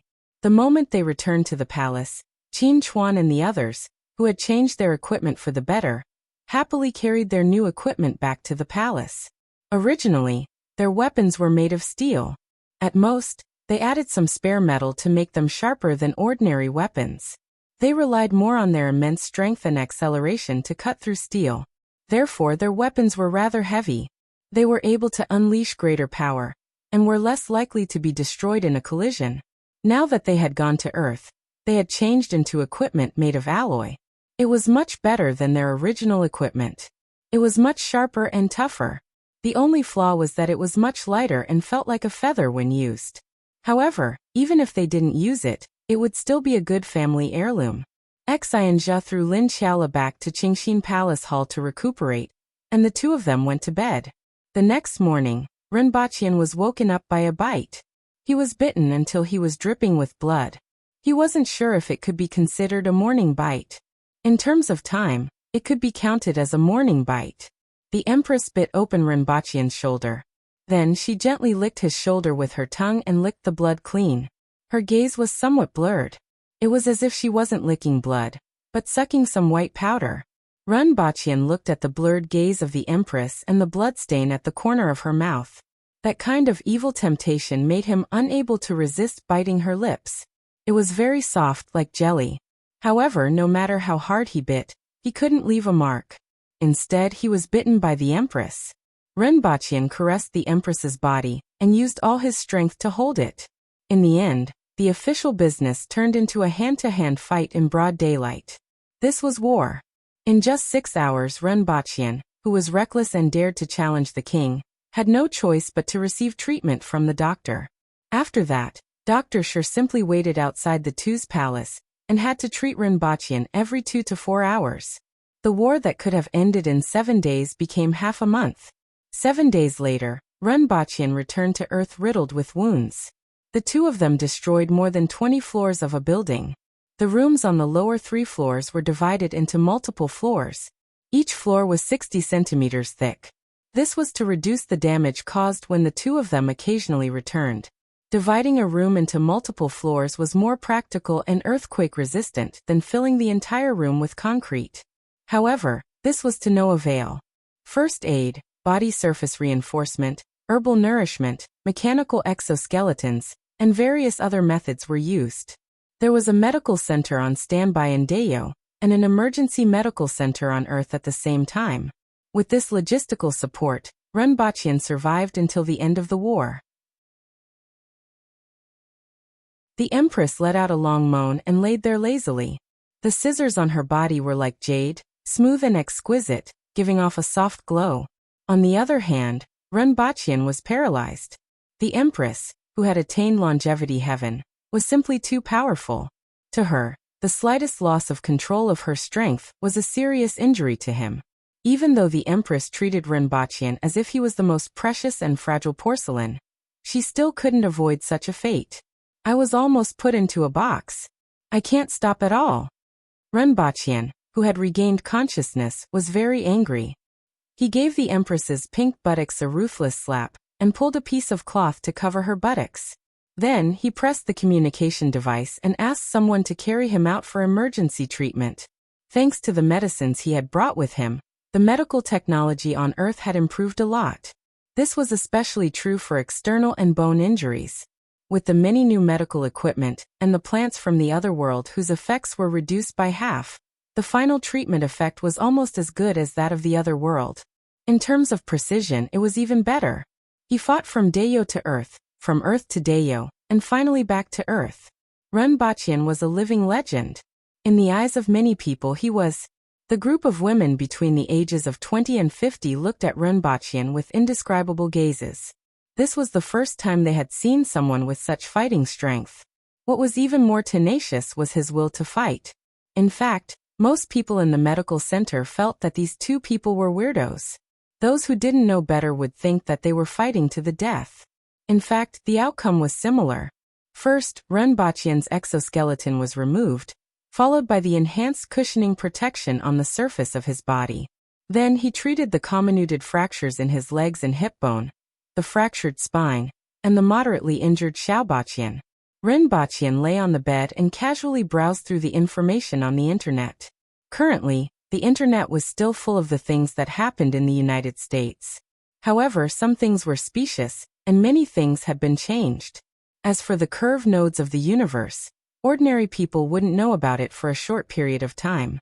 However, recently, there was a craze for learning the 34th set of exercises abroad. The strength that the Empress displayed was far beyond human imagination, and the majority of people who believed in science and technology turned to the embrace of personal strength. Beside Renbaqian were all kinds of equipment. Now the room was similar to some medical institutions. The Empress was sitting beside the bed. She picked an apple in her hand, and the skin of the apple exploded, leaving only the inner flesh. After finishing this action, the Empress casually threw the apple to one side. There was already a pile of peeled apples there, and someone would come in every corner to take the peeled apples away. There was still a ton of unpeeled apples outside. There were also 10 carts of apples that had just been transported to the building. In theory, there seemed to be nothing wrong with peeling fruits for a seriously injured lover. However, in fact, the Empress was only satisfying a little bit of her inner imagination. In short, it was self-satisfaction. Perhaps it also had the effect of training one's own control of strength. In any case, Renbaqian guessed that the Empress didn't say anything. These 2 days, the students had been eating apples to the point of vomiting. The price of apples in all of Wuxia City had risen slightly, and the prices of the better apples had risen even higher. A few days later, Ren Baqian, who had recovered from half of his injuries, returned to Dayo. The official business that he had to deal with half a month ago had piled up until now. The most important thing was that Li Fu and the others had found the exit of the 60,000 mountains. In fact, this news had already been sent back 10 days ago, but it simply didn't have the opportunity to reach them. So far, 2 exits had been found, and there was a relatively large foreign tribe outside each exit. One of the tribes mainly tamed ferocious beasts, and had a population of about 6,000. The strongest member of the tribe was a foreign race with the strength of a longevity heaven expert. There were 7 cardinal heaven experts, but there were also more than 15 ferocious beasts at the cardinal heaven level, and 1 at the longevity heaven level. The other tribe only had 3,000 people. They had human bodies, scorpion tails, and bone spurs on their backs. Among them, there were 3 longevity heaven experts and 13 cardinal heaven experts.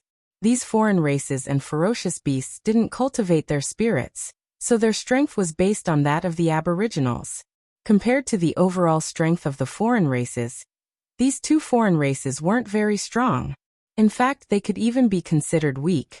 From a certain point of view, they were just gatekeepers. In modern terms, they were security guards and night watchmen. However, they were already strong enough for the human race. Furthermore, this was only their strength on the surface. It was unknown if there was anything else that they hadn't discovered. After spending half a month investigating the strength of the foreign races, Li Fu and the others were divided into several teams. 2 of them stayed nearby to intercept the possible survivors of the 8-armed race, while the other 2 went in 2 different directions to investigate the situation in the distance. The other group of more than 30 people searched the depths of the 60,000 mountains for the location of the foreign race's villages.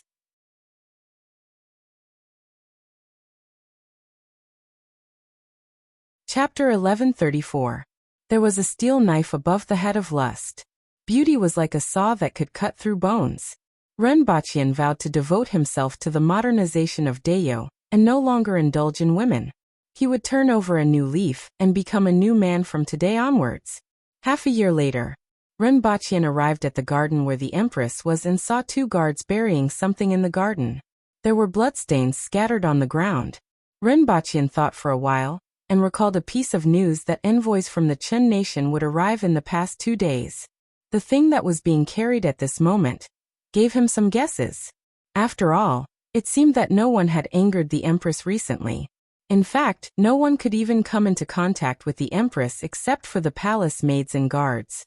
The Empress was rather tolerant of the palace maids and guards. At least, she wouldn't bare her fangs unless they committed a grave mistake. The identity of the corpse that was being buried was obvious. He raised his head and asked, "Your Majesty, is it another envoy from the Chen nation? What's the reason this time? He looks too frivolous. That flower and that first-grade fantasy color." The Empress instructed the palace maids to dig up her favorite flowers and transplant them over. Ren Baqian sighed slightly. The previous time he was too ugly. The previous time he was too short. This time he was too frivolous. It seemed like the Empress was counting on the corpse of the Chen nation's envoy to fertilize her garden. After the news spread, the imperial court of the Chen nation would send a few unlucky fellows over after half a year. What was the reason for the Empress's next visit? His voice wasn't pleasant to hear. He hooked 3 fingers under the Empress's chin and was immediately bitten. The Empress immediately bit his middle finger and sucked the blood that flowed out. After a while, she let go with a blurry look in her eyes. The Empress had been addicted to this sweet and delicious snack for the past 6 months. Ren Baqian would often be bitten awake. However, the Empress wouldn't drink more than 10 milliliters each time. With Ren Baqian's physique, he could replenish it with 1 meal without any pressure. The previous massacre had activated a strange attribute in the Empress's body.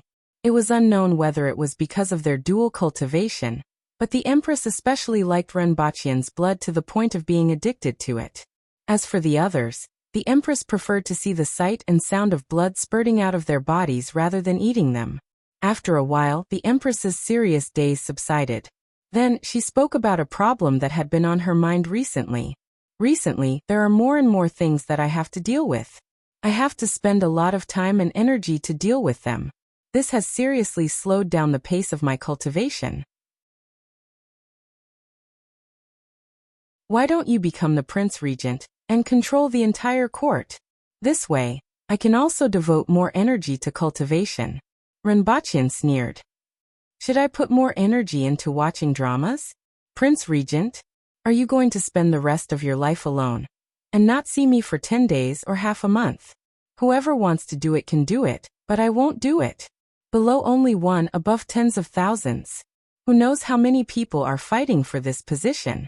Looking at the history of the past few thousand years, it was unknown how many powerful ministers had used all sorts of methods in order to obtain this position, but how many of them had a good ending?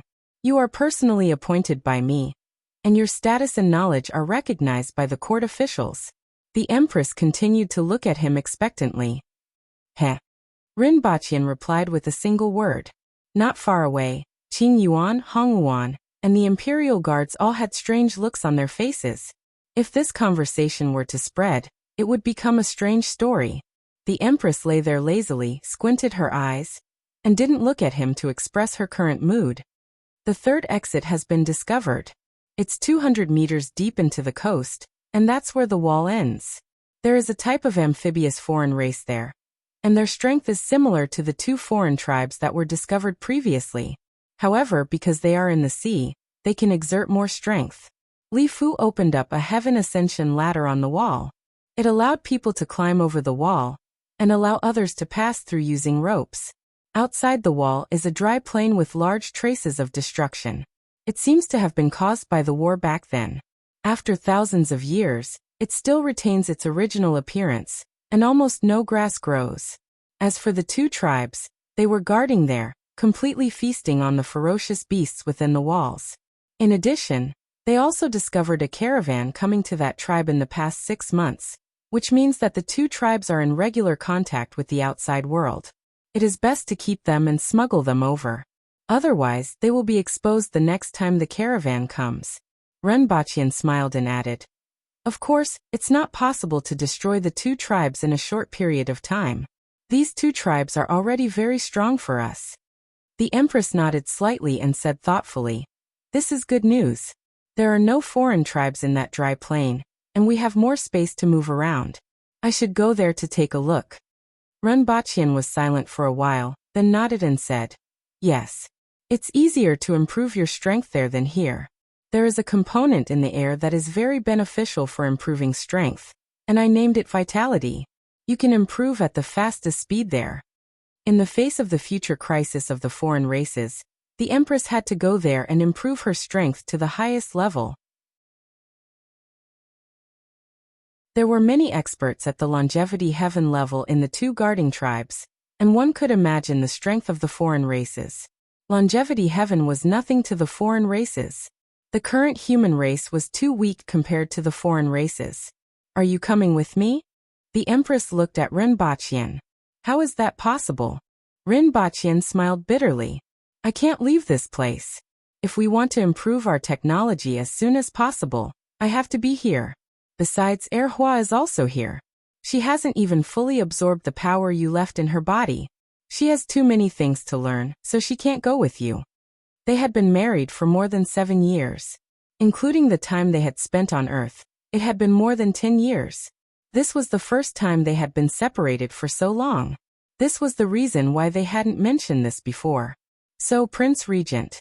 The Empress looked at him with a smile. Renbachian looked helpless. It seemed like he couldn't get rid of this position. However, he was prepared to transport the most advanced superbrain on Earth to assist him in political affairs. Not only was it useful in political affairs, but it was also very useful in other aspects. The computing power of the superbrain wasn't something that humans could compare with. The people from the Temple of Heaven are here.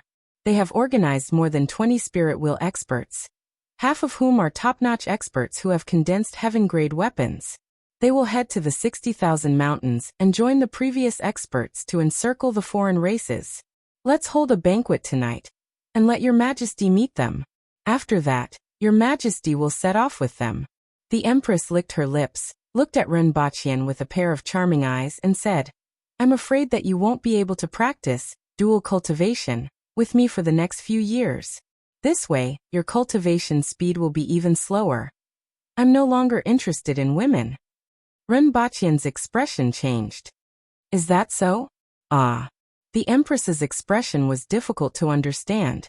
After a night of banquet, the original departure date of 1 week was changed to 1 month later. First, set a small goal, such as 1 second.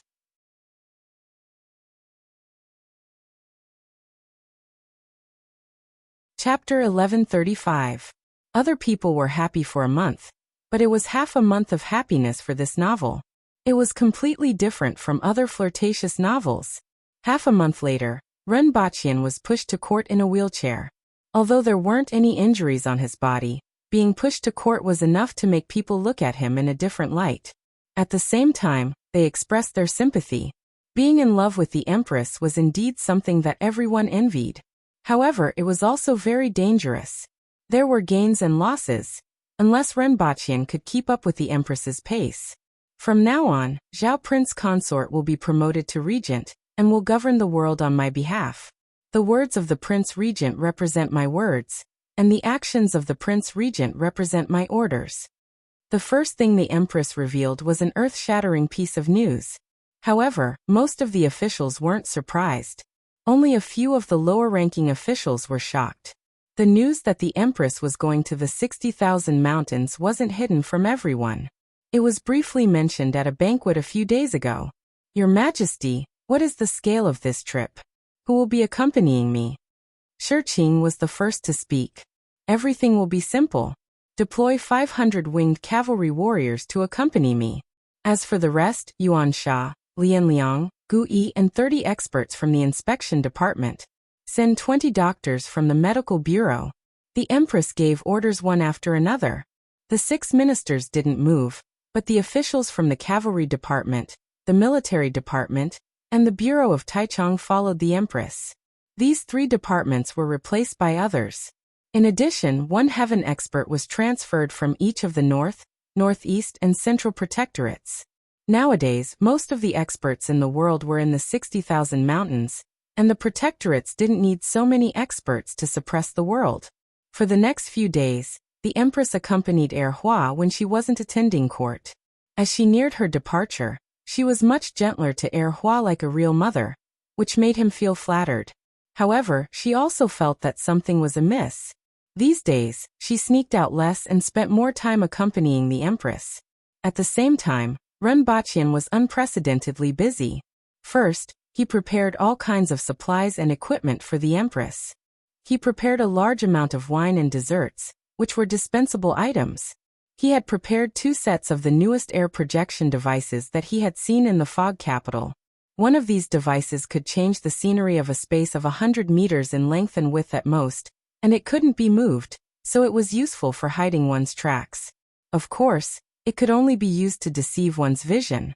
It had no effect on creatures that relied on smell and hearing as their main senses. However, if the distance was far, the effect would be great.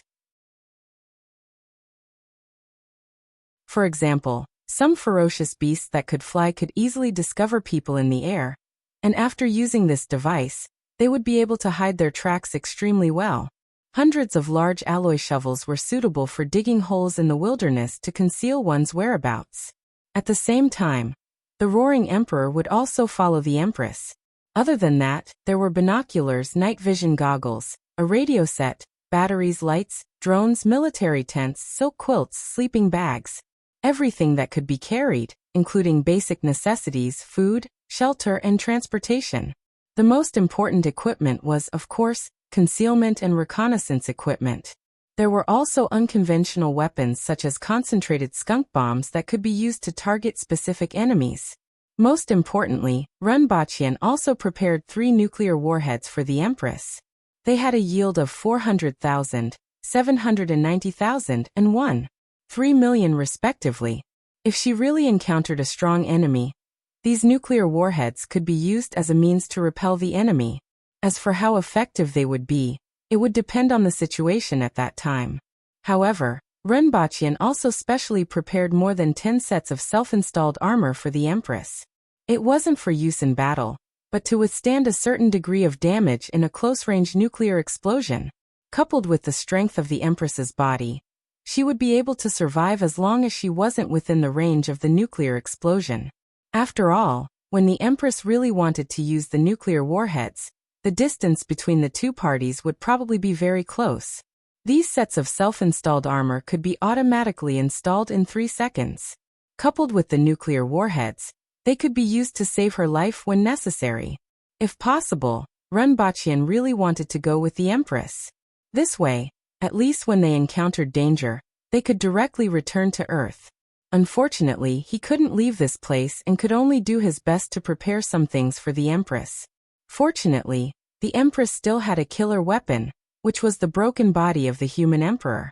In case she encountered a strong enemy that she couldn't resist, this would be her last resort. The only regret was that this broken body could only be used 3 times. In addition, Renbachian was also busy implementing various government decrees. The first was to build roads and railways from Lan City to the 60,000 mountains. The second was to choose a place to build a signal relay station in the 60,000 mountains. The third was to find a place to build an airport and eliminate the ferocious beasts in order to find a route as much as possible. In the 60,000 mountains, it might not be possible to build a railway through the mountains even after decades. Planes were the only fast means of transportation. The feather-type beasts in the 60,000 mountains were the ones that restricted this. Even some of the weaker heaven-level beasts could pose a great threat to planes. The air wasn't under the control of the aboriginals. Finding or killing a way out became the most difficult task, but it was something that had to be completed. The fourth was to build a new city at the entrance of the 60,000 mountains as a secondary capital. Many new cities would be built in the mountains as frontline bases. The fifth was to ban alcohol and enforce that at least 1/3 of the annual grain produced by each mu of land was to be sold to the imperial court. The sixth was to use books as the same language, vehicles as the same rails, and to unify weights and measures. The seventh was to expand the Department of Education and set up an education bureau with each city as a unit.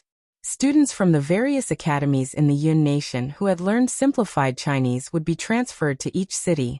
In each city, primary schools would be established that focused on language and mathematics, as well as intermediate and advanced schools that focused on mathematics, physics, and chemistry. Famous doctors from all over the country would be transferred to the Cataloging Bureau to compile medical records and establish medical schools. Elites from other industries would be transferred to the Cataloging Bureau to compile technical information for smelting and iron smelting industries and establish vocational schools. The eighth was to set up giant projections in several major areas of all the cities in the country to popularize simplified Chinese and basic mathematics. Renbachian's goal was that regardless of whether they wanted to learn or not, they would be able to read the newspaper word by word every day. Even a pig would be able to understand half of the newspaper after 10 years. At the same time, the newspaper that was originally distributed in Dayo would be changed to 2 editions: Simplified Chinese and the original language of this world. 2 years later, there would only be a simplified version of the newspaper. If they didn't learn simplified Chinese, then they would be eliminated along with the original language of this world. The ninth was to use the martial arts techniques of the sects that had been destroyed in Tianjin Basin, and the Yun Nation as the foundation. The experts from the Temple of Heaven and the aboriginals who remained in the 2 nations would be mobilized to compile martial arts manuals and set up martial arts courses in primary schools and intermediate and advanced schools. The first few measures that Renbachian promoted were to prepare for the future shift of focus and a large-scale advance. The last few were to improve the cultural foundation of Dayo as quickly as possible. Only with more cultured people could there be more talented people, which could promote the progress of productivity and promote the development of society and technology. These 9 measures were the main goals of Dayo for the next 5 years. They completely revealed Renbachian's intentions and involved many levels of Dayo, from the commoners at the lowest level to the officials at the highest level. Rinpoche requested that the decree be promulgated and promoted as quickly as possible.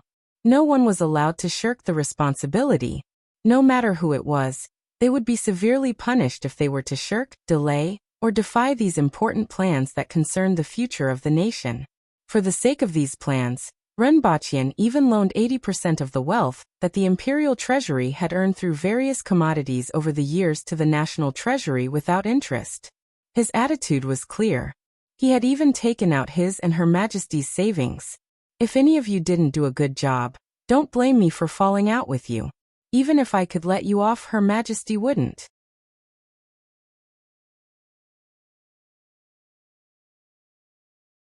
Chapter 1136. Time passed in a flash. Early in the morning, the gates of the palace opened, and Rinpoche and the Empress rode on Chishue's back. Hugging the body in her arms, the Empress relaxed her muscles and lay in his arms. "Let's go out of the city," the Empress said lazily to the people waiting outside. "Let's go out of the city first. It will be troublesome if there are too many people." In fact, the capital wasn't as congested as Lan City in the past. 10 lanes in both directions would be enough for a few decades. Moreover, the current traffic situation could be said to be empty. It was just that the Empress didn't want to go. It would take several years to go back and forth, and they wouldn't see each other again for another 10 to 20 years. "Your Majesty, you are the Emperor. If you meet an enemy, don't attack easily. A king should fight a king, and a general should fight a general. Let them attack ordinary enemies," Rinpoche said as he hugged the Empress. Most of the time, the Empress wouldn't attack easily, but when she was angry, she didn't care about anything else. "So long-winded," the Empress said softly. "As for the map found in the Emperor's tomb, I made a copy for you. Pay attention when you have the chance. You don't have to look for it, but if you meet it, you might as well investigate its secrets. If you have the chance, capture some of the foreign races, preferably alive. I always feel that those foreign races are strange, and I can't figure out why there are so many of them. Even if there aren't 10,000 of them, there are at least thousands of them. No matter how big that area is, there shouldn't be thousands of intelligent life forms under normal circumstances. It seems that all creatures have become intelligent in a short period of time, which is a little strange." Rinpoche said what he had been thinking about. "What's wrong?" the Empress asked. "I just feel that it's strange that there are so many races, but my feeling isn't accurate. Your Majesty, pay more attention when you have the opportunity and can make a judgment with more information." "Well, okay. Also, if you meet the Thunder Barbarians again, it's best to capture more of them alive. There is a component in their bodies that can greatly reduce electrical resistance, and is resistant to high temperatures. It can be added to metals. With enough of it, the electrical resistance can be reduced to half under the same conditions," Rinpoche said. "This was recently discovered in the laboratory from the Thunder Barbarian captives. The electrical resistance of the Thunder Barbarians was extremely low, far lower than that of ordinary creatures. It was probably related to their ability to control lightning. In any case, this characteristic of the Thunder Barbarians was very important. Not only could it greatly reduce the electrical resistance of materials, but it was also cheap and not difficult to obtain.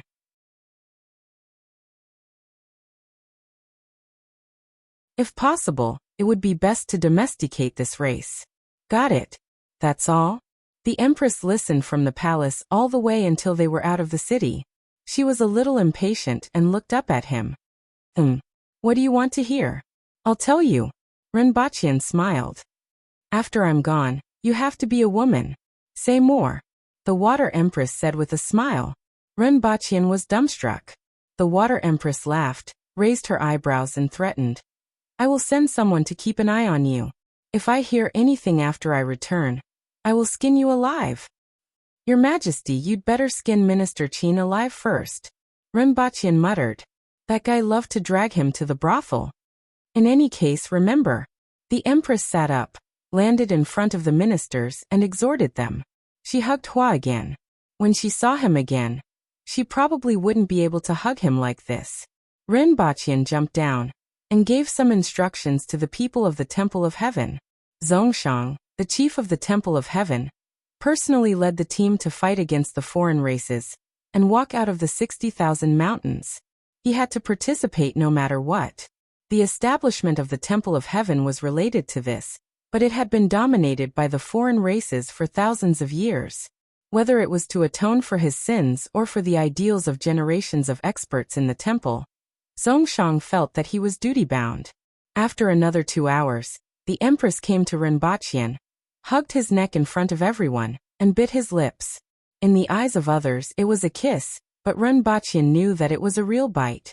Blood flowed out, and was licked into her mouth.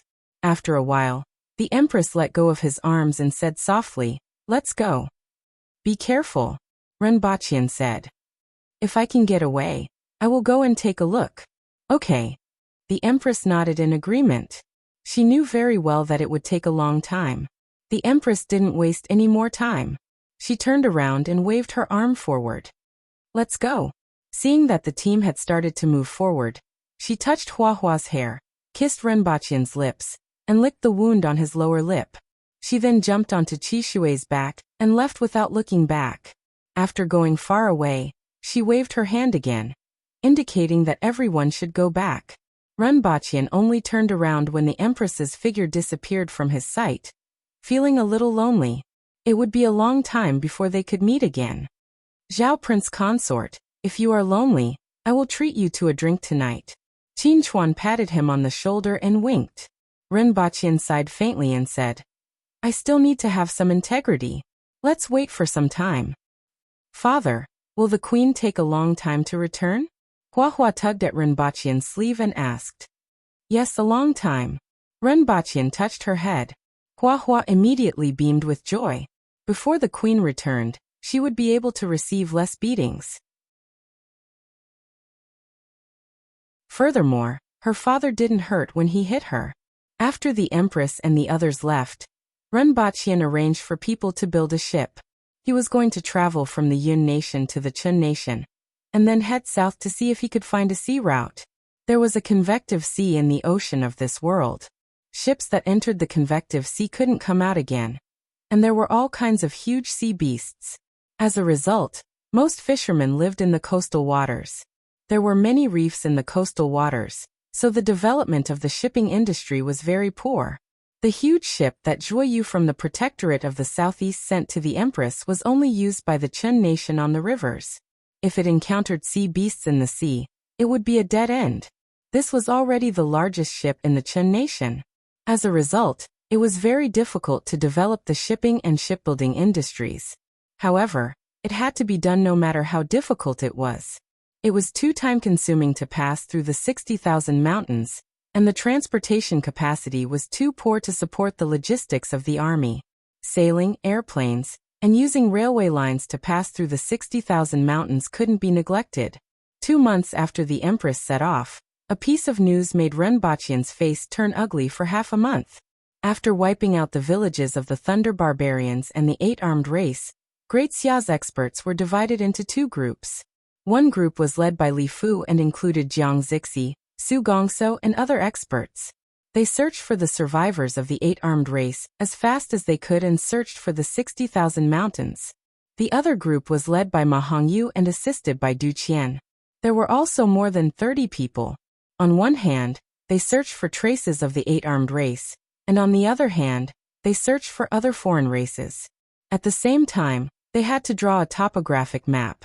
This group was ambushed by the herdsmen from the Acceptance Spirit clan.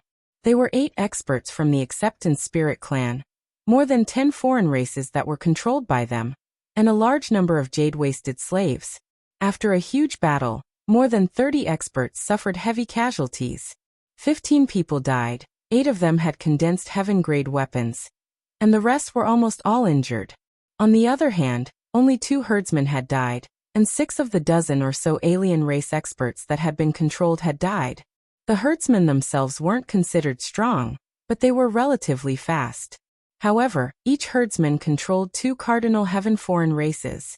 In addition, there were a large number of jade-wasted slaves, some other strange methods and ambushes. As a result, many of the experts suffered greatly. First, set a small goal, such as 1 second. Remember, book house.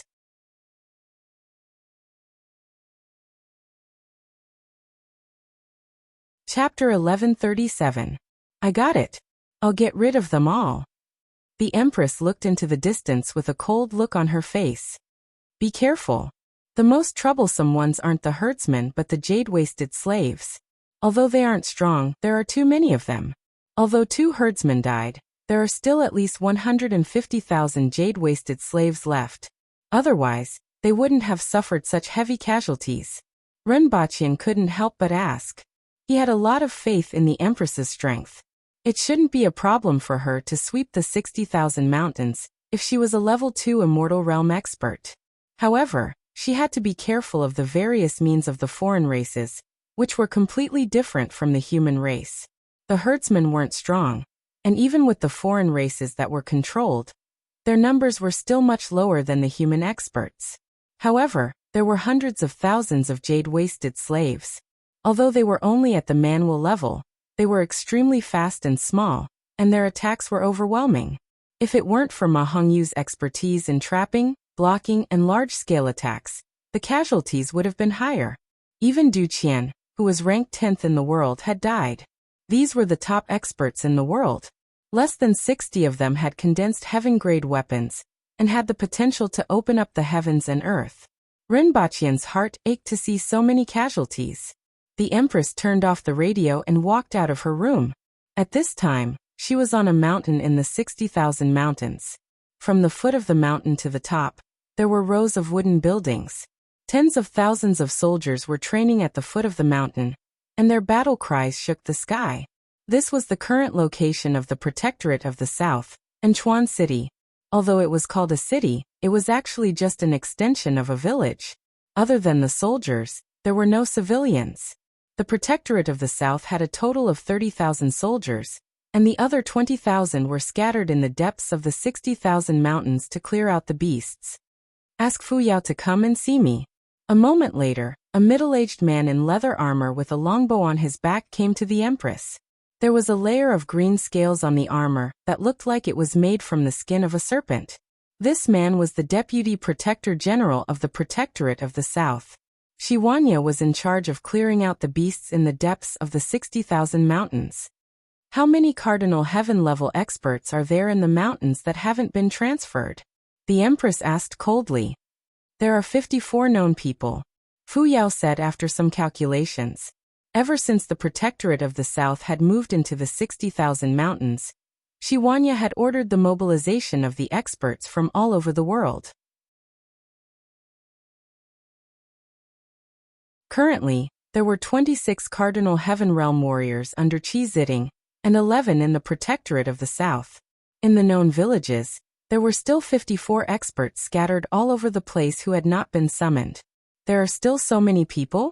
Has the conscription order been sent out? The Empress snorted. Yes. How arrogant and unruly. The Water Empress said casually. Her voice was calm, but her tone was filled with dissatisfaction. Send another order to them. They must arrive at Wuxia City within half a year. If they delay, they will be killed without mercy.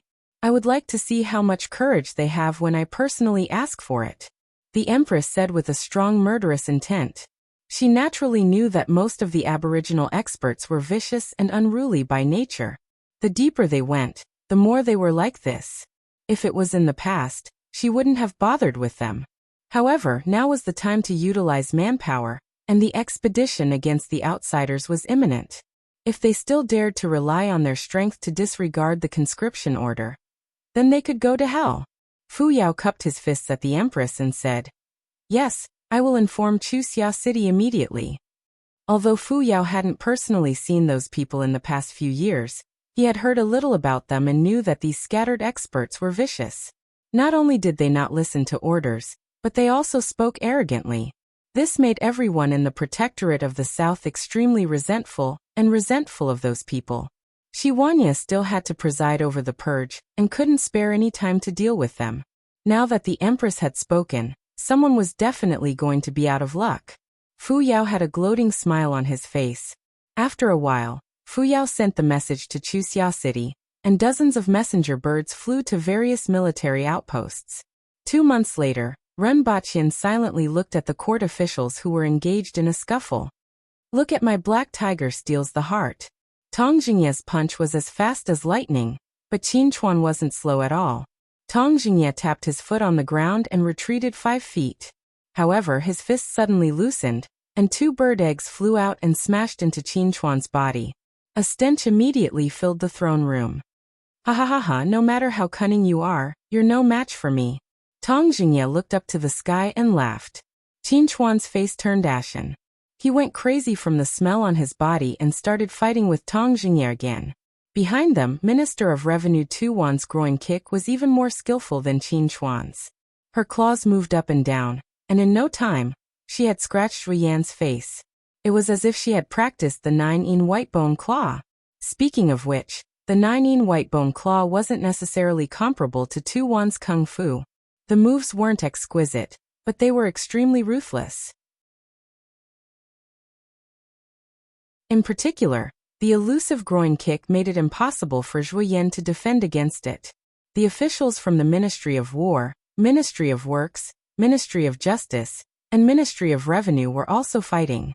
As for the officials from the Ministry of Rights and the Ministry of Appointments, they watched from afar and clapped and cheered from time to time. Great Elder Shiqing and Junior Elder Zhikohai had already hidden to one side. The newly promoted officials from the Ministry of Commerce and the Ministry of Education hid far away and trembled. Run Baqian took out a loudspeaker from his back and shouted, "Stop! Everyone stop!" A huge sound wave swept through the throne room. But everyone stuffed cloth strips into their ears and continued fighting. Run Baqian's face turned ashen. These bastards. The chaotic fighting in the throne room made him so angry that he almost forgot why everyone was fighting in the first place. After thinking about it for a long time, he finally remembered that they had been expanding too much recently. Minister of Revenue Tu Wan complained that the National Treasury didn't have enough money, and Minister of Works Tang Jingye expressed his dissatisfaction that the Ministry of Works had produced so many craftsmen, but the profits from the Ministry of Commerce went to the Ministry of Revenue. Qin Chuan objected because he opposed Tang Jingye. Minister of Justice wanted money from Tu Wan. In any case, it was a mess. Needless to say, there was no need for the morning court session today, and it would end with another chaotic fight. This wasn't the first time such a situation had occurred. They were like this even when the Empress was around, let alone now that she was in the 60,000 mountains. Go to hell, you bastards! Run Baqian cursed and strode across the battlefield. Those who were supposed to fight fought, and those who were supposed to watch the show. Only a few people who were close to him grinned at him. As for Run Baqian's harsh words, if harsh words were useful, what was the use of fists? However, the moment Run Baqian stepped out of the throne room, he threw a small glass bottle containing a colorless liquid into the middle of the fight.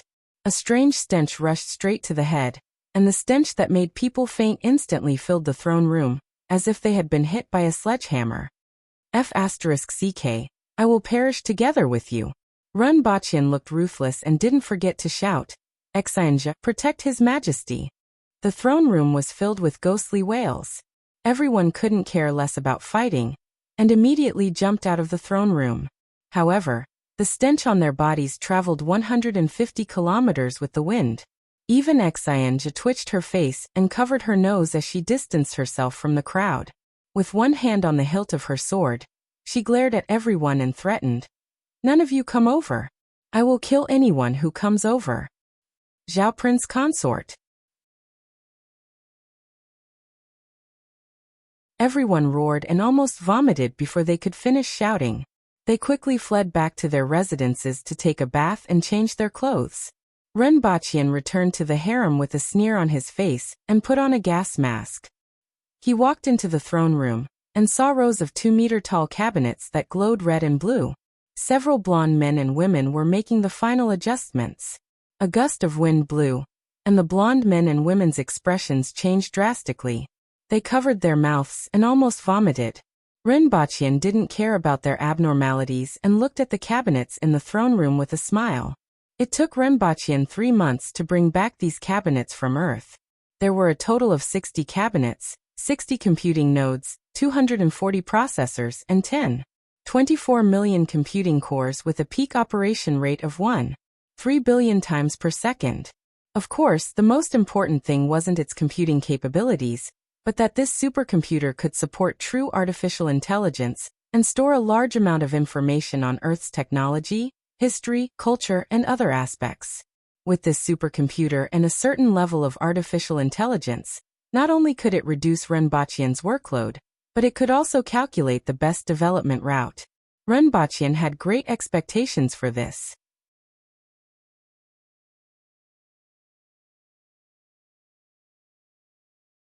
Chapter 1138. Is it done? Why isn't there any response? Renbachian looked at the computer experts from Earth.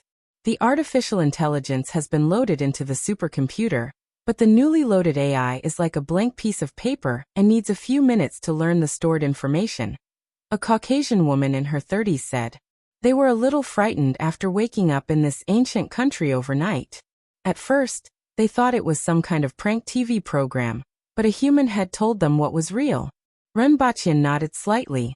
After waiting for a few minutes, the center of the hall suddenly lit up, and a row of Chinese characters appeared in the air.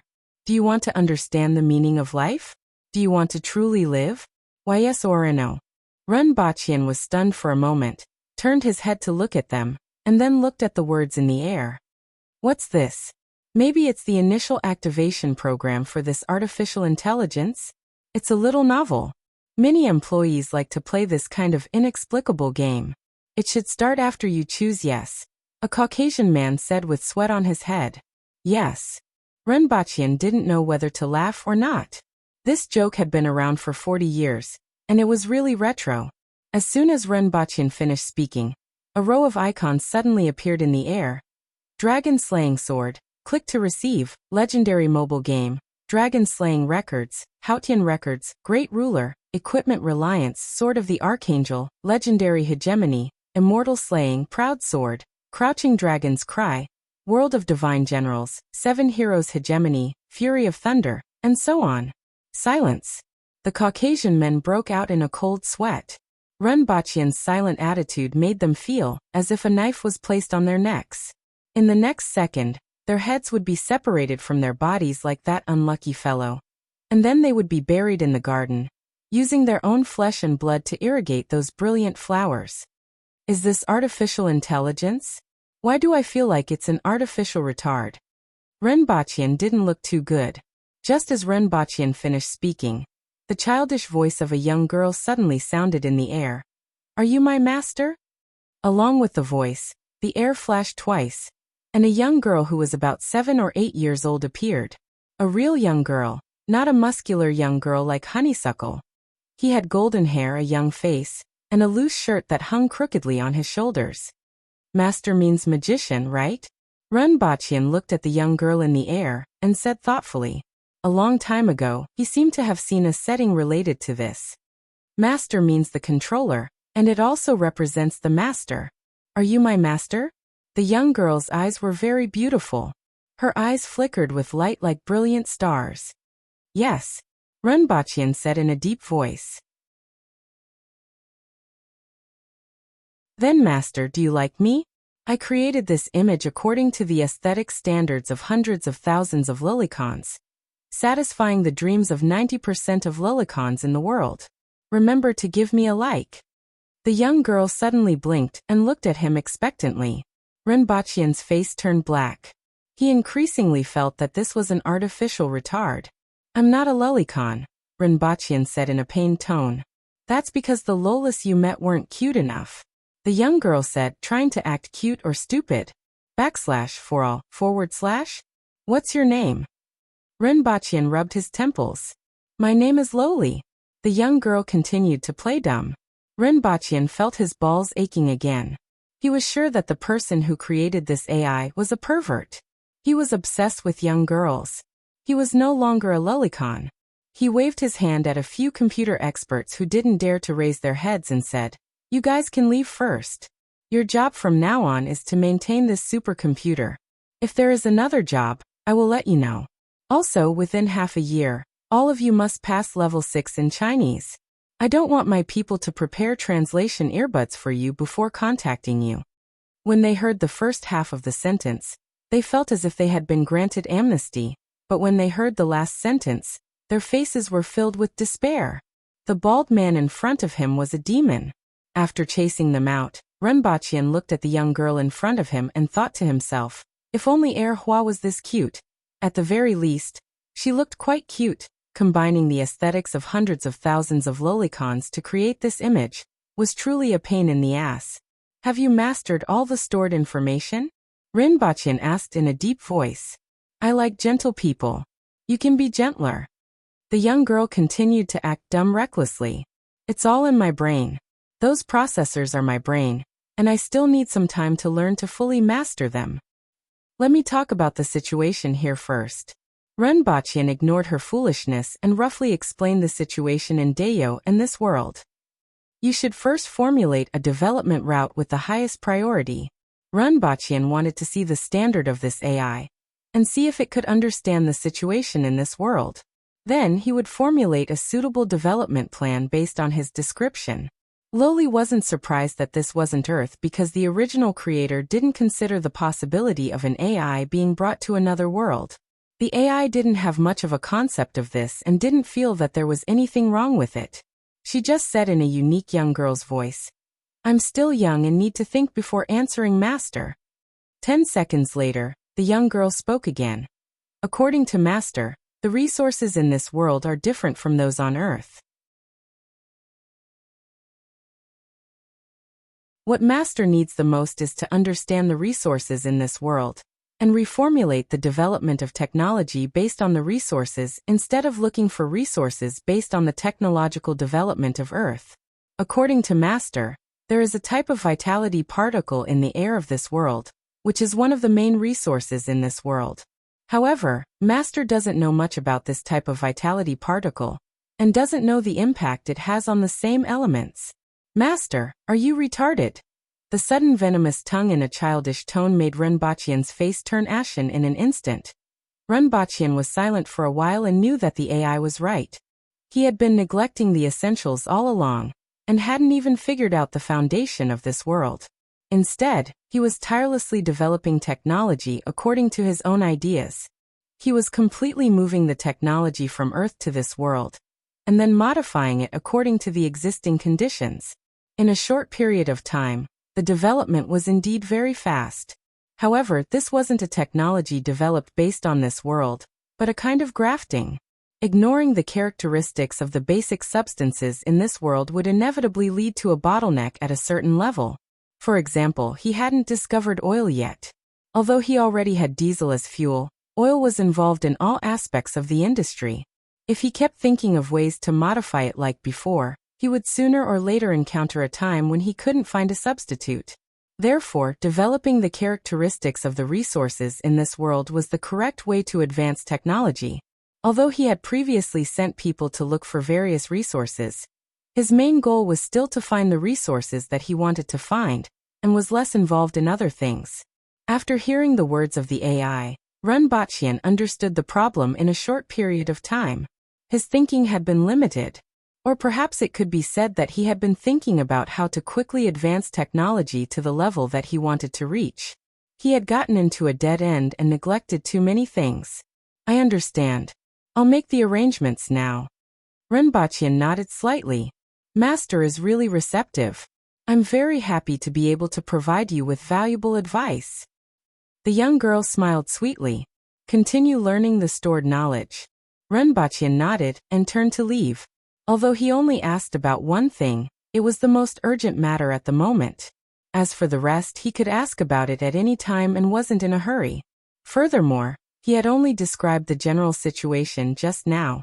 He had to continue to input the overall situation that he knew so that the AI would have a more accurate understanding of the situation, so that the suggestions it gave wouldn't be biased. This wasn't something that could be done in a day or two, so it couldn't be rushed. First, set a small goal such as 1 second.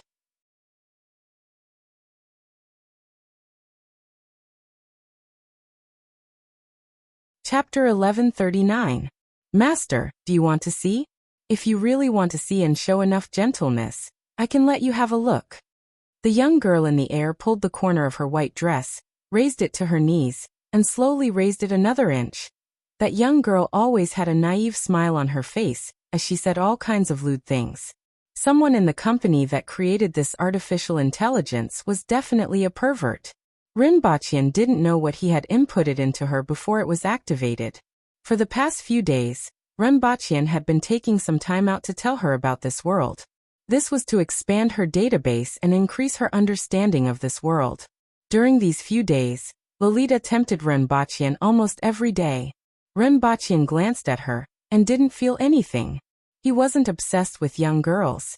Even Lin Xiaola wasn't attractive to him when she was naked, let alone an illusory young girl. However, he didn't hate it. The reason was because she was good-looking. This artificial intelligence was indeed beautiful. Erhua peeked at the door of the room. His father had been in this hall for the past few days, and he didn't know what he was doing. What he saw was a young girl in a white dress slowly lifting the corner of her dress. "Father!" Erhua immediately jumped in and shouted. He then looked sad and said, "Father, you have changed. You actually like this." Rinpoche turned his head and suddenly felt pain in his balls. Looking at Zhu Hua, who also popped out, Rinpoche felt that this melodramatic plot was unfolding. He slapped Erhua's head and asked, "What do you know? Where did you learn it from?" "I saw a big sister say that to brother Renxia the other day." "And then? You learned it?"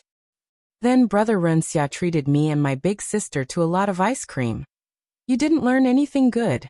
Rinpoche slapped him again. Erhua was a little depressed.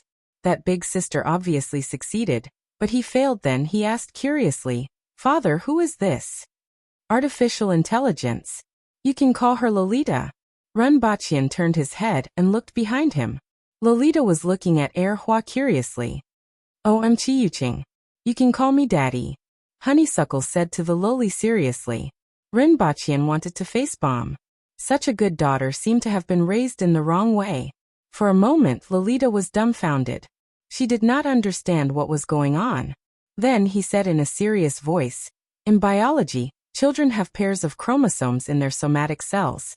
The Y chromosome is a genome segment that is strictly passed down from father to son.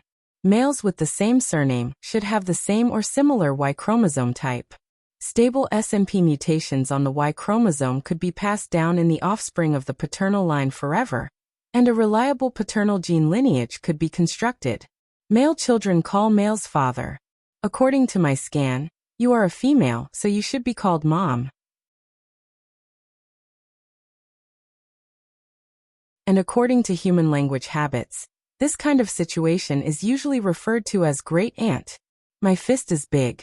Call me daddy, or I'll beat you up." Honeysuckle extended his fist and threatened. Then his face turned serious. "If I punch you, you might shit your pants." Rinpoche couldn't bear it any longer. He grabbed Lu Hua by the neck and dragged him back to his quarters. He picked up the metal rod and gave Lu Hua's buttocks a good beating. With an ashen face he roared, "Where did you learn this from? Who did you learn it from? Do you treat the etiquette lessons you learned in the palace as food? You only know how to fight every day, snatch people's lunch, toys, and money. Do you think I don't know what you did in kindergarten?" After the time it took to burn a stick of incense, Lu Hua lowered her head and smiled mischievously. When she raised her head, she pretended to be in pain and had tears in her eyes. Rinpoche was so angry that his liver hurt. She was only 4.5 years old. He thought she was a little girl, but she turned out to be a troublemaker. He really didn't know how she grew up to be like this. After the beating, Lu Hua asked Rinpoche as if nothing had happened, "Father, can I go and play with that Lolita?" "No." Rinpoche looked fierce. She was already a troublemaker. If she learned from that artificial retard, she would be done for in the future. The Empress would beat her to death when she returned. While Lu Hua was being beaten, a skinny and small boy in coarse clothes was carrying a basket along the street to pick up the rubbish. His clothes were very cheap and had been washed white, but there weren't many stains other than the dust on his body. The boy's name was Fuji. His hands were very dirty, and his nails had turned black. However, he rolled up his sleeves to his elbows and tried not to get any dirt on his clothes. Although his clothes were very coarse, they didn't have layers of patches. This was his most precious piece of clothing. This piece of clothing represented that he was no longer a beggar, but a person who relied on his own hands to support himself. His clothes were the uniform of a cleaner in the city, and his identity was that of a cleaner in the capital. As he was skinny and small, he couldn't do too much heavy work. His main job was to pick up rubbish. With his age and status, it was impossible for him to find such a job unless he met a benefactor. Even if he didn't starve to death or get beaten to death, he might die of a minor illness somewhere. Perhaps only Xiaoyu and a few others would be sad for a few days. Therefore, he cherished this job that allowed him to make a living and was very serious. At the same time, he didn't want to embarrass Big Sister. Big Sister was the princess of Dayo. She was the one who asked him to come here, so he couldn't embarrass her no matter what. Fuji picked up 2 fruit pits and threw them into the basket.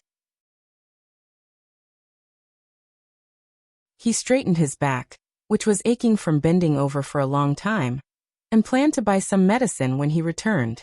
He wasn't going to pick up vegetables today. Instead, he would buy half a caddy of beef and stew a pot of fragrant beef stew with potatoes.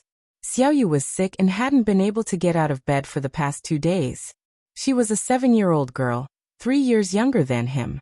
His previous experience of working hard to survive had made him treat Xiaoyu like a younger sister.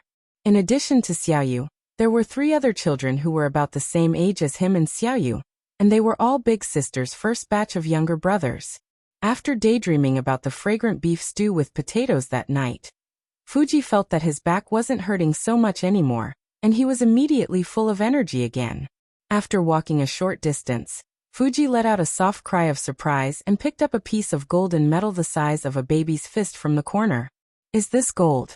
Fuji opened his mouth wide and carefully looked at the shiny, irregular piece of metal in his hand. Other than the shape, it was similar to the golden leaf that the young master had given away in the Yun nation. In fact, this was just a piece of yellow iron, useless trash that a craftsman from the Ministry of Works had casually thrown away. That craftsman had also found this piece of yellow iron in a pile of ore. He had thought it was gold and had taken it to a jewelry store to exchange for money, only to be pointed out that it was worthless and had been casually thrown away. In Fuji's opinion, this shiny golden color was definitely gold. Fuji was ecstatic. How much could such a large piece of gold be worth? How much meat could it eat? However, he soon became conflicted again. Who had dropped this piece of gold here? Would he come back for it? If he didn't find it when he came back, would he look for him? He wasn't a thief. He had picked it up. In the past, he would definitely have hidden it secretly. But now he had a job and could support himself. If this matter was known by Big Sister, it would be too embarrassing. Fuji stood there for a long time, hesitating. He first left and then walked back after a while. After repeating this a few times, he finally made up his mind. "I'll wait and see. If someone comes back for it, I'll return it to him," Fuji thought to himself. After all, it was such a large sum of money. No matter who had lost it, they would definitely look for it. However, the other party might not know where it was. If they didn't find it, then they couldn't blame him. Although Fuji had already decided to wait and return it to the original owner, he still had a little hope in his heart. However, no one came even after waiting until evening. "I can't wait anymore. If I wait any longer, I won't be able to buy beef. At most, I'll come back tomorrow. If the original owner doesn't come by tomorrow, this gold will be mine." At this thought, Fuji didn't delay any further. He carried the basket on his back and quickly ran to the gathering point to dump the trash. After washing it with water, he carried it again and quickly ran to the market. However, after 2 streets, he bumped into a group of people and fell. "Little bastard, are you blind?" The person he bumped into was a stout-looking man from the Yun nation in his 50s. He had 2 guards with him. As soon as he turned the corner, Fuji bumped into him and caused him to fall to the ground. He immediately stomped his feet and cursed. When he saw Fuji's dirty hands, his face was filled with disgust. He kept cursing and repeatedly looked down to see if his clothes were dirty. I'm sorry. Fuji quickly got up and lowered his head to apologize. At the same time, he tightened the belt around his waist, which had become a little loose due to the run. The gold nugget, which was originally at his waist, also fell to the ground. Fuji quickly reached out to pick it up. When the man from the Yun nation saw this, his expression changed. Greed rose in his heart, and he cursed angrily. Thief, how dare you steal from me? You're courting death. I didn't steal it, I picked it up. Fuji picked up the gold and hurriedly said. Bullsh asterisk T. You clearly stole it from me. Yet you say you picked it up? You're so young, yet your hands and feet are already dirty. I'm going to break your claws today. The man from the Yin nation cursed. Take him down and send him to see the officials. Picked it up. Picked it up in my money bag? I was wondering why it bumped into me. It turned out to be premeditated. I've seen a lot of filthy people like you. This man wasn't a big shot, and people of status naturally wouldn't be interested in a piece of gold the size of a baby's fist. This man was just a small steward of the Yin nation's Jiang Chamber of Commerce who had delivered a batch of goods to the capital a week ago. He had already made up his mind to label this kid as a thief. This kind of beggar-like character, he could do whatever he wanted with him.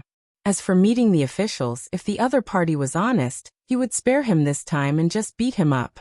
Otherwise, it wouldn't matter even if he was sent to see the officials. One had to know that the Jiang Chamber of Commerce was backed by Sir Bai from the Public Order Department. As long as this relationship was revealed to the people from the Public Order Department, wouldn't it be a piece of cake to send such a little beggar to prison? As for who the gold belonged to, anyway, it wasn't this kid's. Who knew where he had stolen it from? So be it. I didn't steal anything from you. I picked up this gold, and you just wanted to snatch it. Fuji's neck stiffened. He was young, but he was good at reading people. He could tell what the other party wanted to do at a glance. Besides, he had the confidence because his boss was the Princess of Dayo. If he didn't steal, no one could accuse him of stealing. However, his words made the other party furious. You stole my gold, yet you dare to make a false accusation. Beat him up and break his hands. First, set a small goal such as 1 second.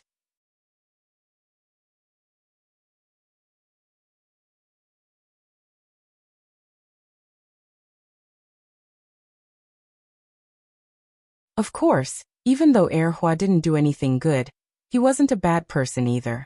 He only focused on exploiting the children of the officials, and ignored the children of the commoners. Of course, the children of commoners didn't have much to gain. The most honeysuckle could do was steal half of their meat during meals, which was considered a protection fee. From this point of view, Two Flower was quite principled. No matter if they were poor or rich, high or low, they would not let a single one of them go. Most of the time, snatching other people's meat didn't mean that she lacked that bit of food. It represented her position, the position of the boss. At least, that was what she thought in her little head. Now that you've paid the protection fee, I'll definitely stand up for you when something happens to you. It was the same for Little Fish and the others. He would take something they liked, such as a small wooden carving or some other strange and worthless thing. He would also share the money he stole with them since he didn't have much to spend anyway. After evading the palace guards, Two Flower found an empty space to climb over the wall and leave the palace. He sprinted on the road, leaving afterimages in his wake. Little Fish lived in a residential building in the 4th Ring Road, which was directly allocated to the people who had moved here. The 5 children lived in 2 two-bedroom apartments, one in the middle and one on the left. Boss, something happened to Brother Fuji. As soon as Two Flower rushed to Little Fish's room, he heard another girl crying.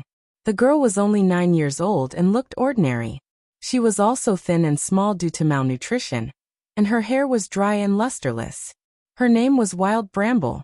It sounded nice, but it was actually the name of a type of weed, roughly equivalent to Gooden, Ergu or Two Flower. Just like Little Fish, she didn't have a surname. As for Little Fish, he was lying on the straw mat on the ground with a pale face. He also looked worried, and only when he saw Two Flower did some color return to his face. He said anxiously, "Boss, save Fuji. If you're any slower, he'll be beaten to death." "What's wrong?" Two Flower was stunned. Following that, the 2 girls chattered nonstop, one after the other. They were young to begin with, and when they panicked, they couldn't speak clearly. It took Two Flower a long time to understand. Fuji didn't come back last night, which made them very worried. They spent a long time asking around before they heard from the people who were also cleaning up the city that he had been arrested and sent to the capital's security bureau. It was said that he had been dragged there, beaten until his head was bleeding, and both his hands were broken. He was on his last breath. The person who had beaten him up and sent him to the authorities was a foreigner who didn't know the capital's laws.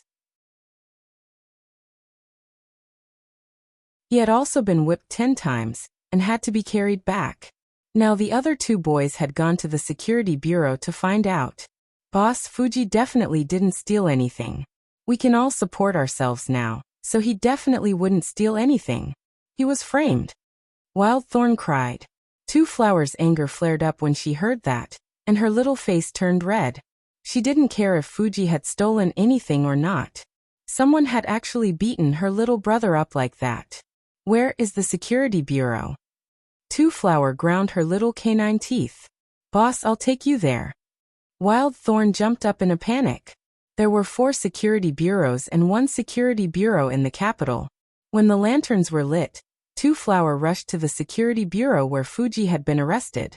Looking at the closed door in front of him, he smashed his fist into it, and a hole was smashed in the ironclad door. Who dares to commit murder in the security bureau?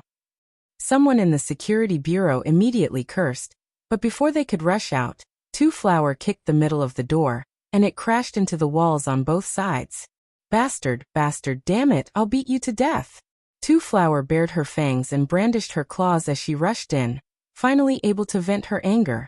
As she cursed, she directly knocked over 4 or 5 security bureau personnel who had stayed behind. Where did this girl come from? Alarmed by the commotion, a burly man jumped out and shouted at the top of his lungs. Why aren't you stopping? You beat up an officer of the security bureau. Even if I put you in jail, your parents won't be able to say anything.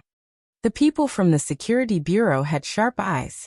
Just by looking at 2 Flower's clothes, they knew that she wasn't an ordinary person.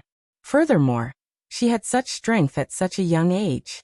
Perhaps she was from the family of an important court official, so they weren't in a hurry to make a move. They would stop her first.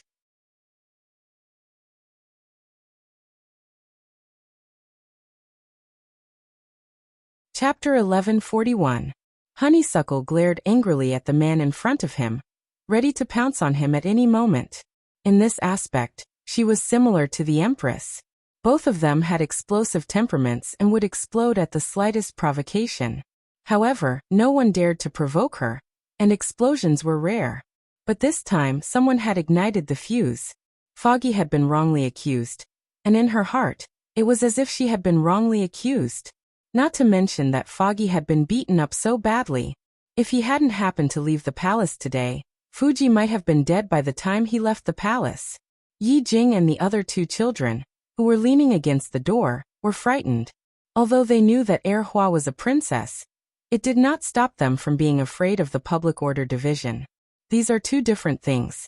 Boss, Foggy is still locked up inside, a youth shouted. The 3 of them didn't want to attract the attention of the public order division, but in this situation, if they didn't warn their boss, he might really start fighting with them. Boss was a princess, so she would definitely be fine, but Foggy was still locked up inside. When Honeysuckle heard this, he remembered that the most important reason he had come was to fish Foggy out. He said hatefully, "Let Foggy out. He's the one you caught yesterday." The burly man was a little confused. The Public Security Bureau arrested a lot of people every day. And most importantly, who are you? Who are you? Who is Fuji? The burly man asked in a deep voice. I'm Chi Yuqing. Honeysuckle glared at the big man with his teeth clenched. Foggy is Foggy so tall. He gestured casually, and then couldn't think of how to describe it, so he simply looked up. Anyway, he's this tall. Let him out. The burly man was confused at first, but then he remembered something. His expression suddenly changed, and he carefully looked at Two Blossom in the night. Two Blossom was obviously wearing expensive clothes. Two Blossom was about 1.4 meters tall, and he looked about 10 years old. His small face was pretty, and if he looked carefully, he could vaguely see His Majesty's eyebrows. It was indeed the princess. The burly man thought to himself. He was glad that he didn't attack just now. He cupped his fists and bowed. Greetings, Your Highness. When the others who had been knocked down heard that it was the princess, They immediately got up to pay their respects and obediently stood to the side. Originally, he was unhappy that he was beaten up by a little girl, but now that he knew it was the princess, he was happy in his heart. He was also beaten up by the princess. "Hurry up and let Fuji out," Honeysuckle roared. Yes, the burly man did not hesitate and asked the others, "Did you catch a child this tall?" The princess was a child, and so were the few people who were hiding at the door. The princess compared their heights again. The person who was slightly shorter than the princess was naturally a child. They looked at each other, and then someone remembered, "I think we caught one yesterday." As he spoke, he glanced sideways at the princess. Seeing that the princess was glaring at him with a dark expression, as if she wanted to beat him up, he hurriedly added, "Actually, he wasn't captured. He was sent here by someone else. He stole someone else's things." "Foggy didn't steal anything. You've wrongly accused him." Honeysuckle was furious. "Princess, please calm down," the burly man hurriedly said. "Aren't you going to bring him out?" Not long after, he carried a half-grown child out from the back.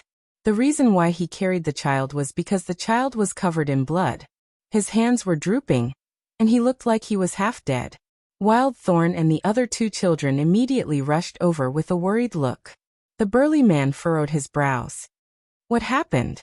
He was already like this when he was sent here. He was beaten by the person who sent him here. Who dares to be so heavy-handed in the imperial capital?